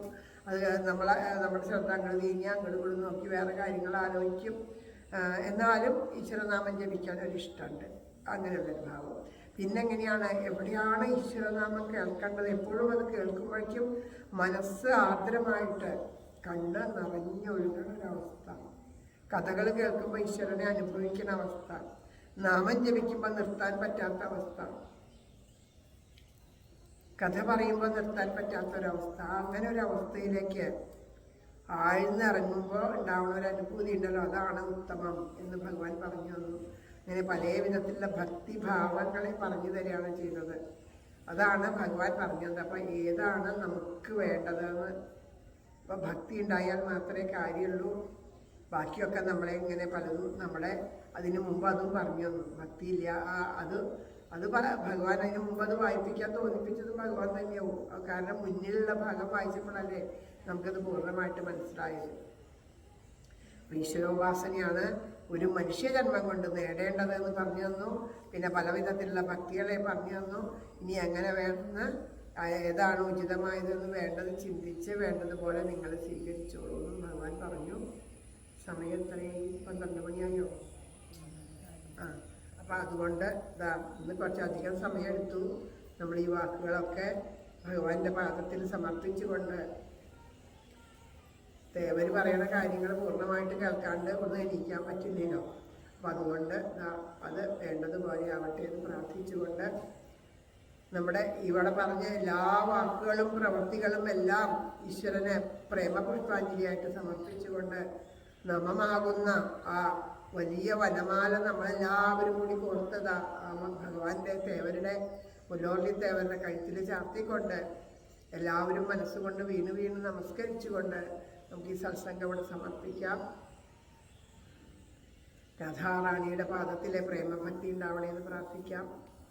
കൈതൊഴാം പരമേശാനി രാസമണ്ഡലവാസിനി രാസേശ്വരി നമിക്കുന്നേൻ കൃഷ്ണപ്രാണാധിക പ്രിയേ പ്രസാദിക്കുക മൂലോകമാതാവേ കരുണാർണവേ ബ്രഹ്മവിഷ്ണു ശിവാദ്യന്മാർ തൊഴും കാൽത്താരിലും ശുഭേ തൊഴാം സരസ്വതീ രൂപേ തൊഴാം സാവിത്രി ശങ്കരി ഗംഗപത്മാവതീ രൂപേ ഷഷ്ടിമംഗളചണ്ഡികേ കൈതൊഴാം തുളസീ രൂപേ തൊഴാം ലക്ഷ്മീസ്വരൂപിണി തൊഴാം ദുർഗേ ഭഗവതി കൈതൊഴാം സർവരൂപിണി നമിക്കുന്നേൻ കൃപാമൂർത്തേ മൂലപ്രകൃതി രൂപിണി ഭവക്കടലിൽ നിന്നെന്നെ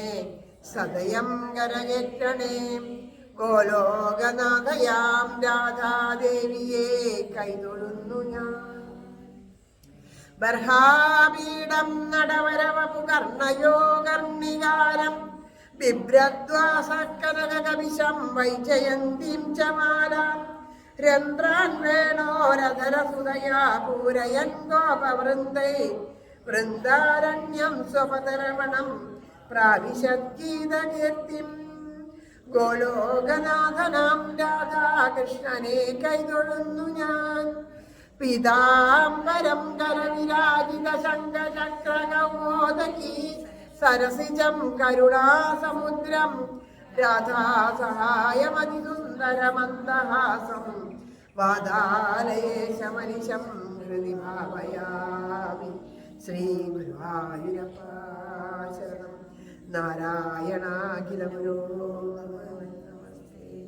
ജയ ജയ ശ്രീരാധേശ്വരം. എല്ലാ സജ്ജനങ്ങളുടെയും പാദത്തിൽ വീണ്ടും വീണ്ടും മനസ്സുകൊണ്ട് നമസ്കരിക്കുകയാണ്.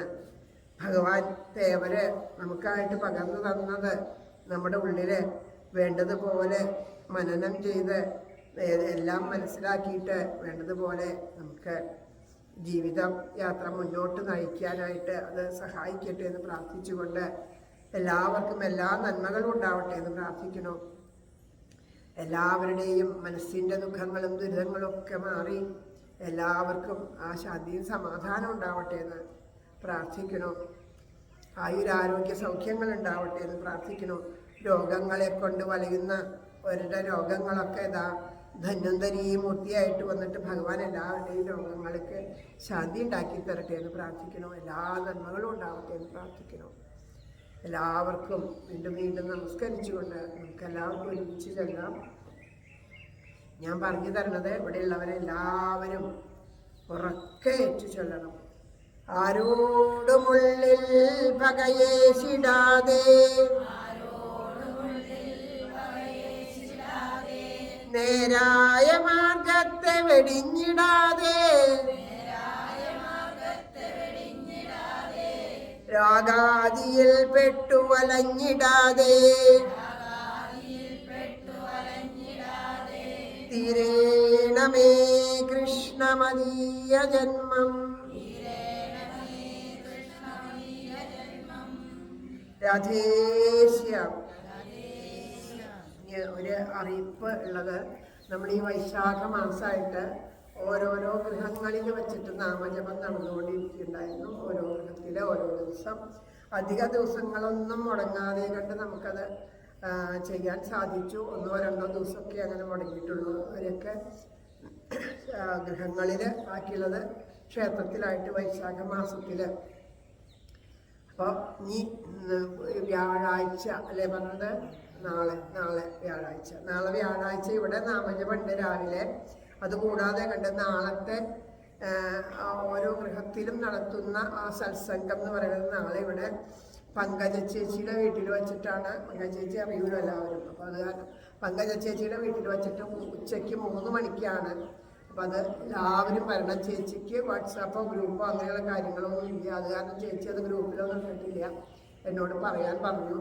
അപ്പോൾ എല്ലാവരും നാളെ 3 മണിക്ക് അവിടെ എത്തിച്ചേരണമെന്ന് നീതമായിട്ട് അപേക്ഷിക്കുകയാണ്.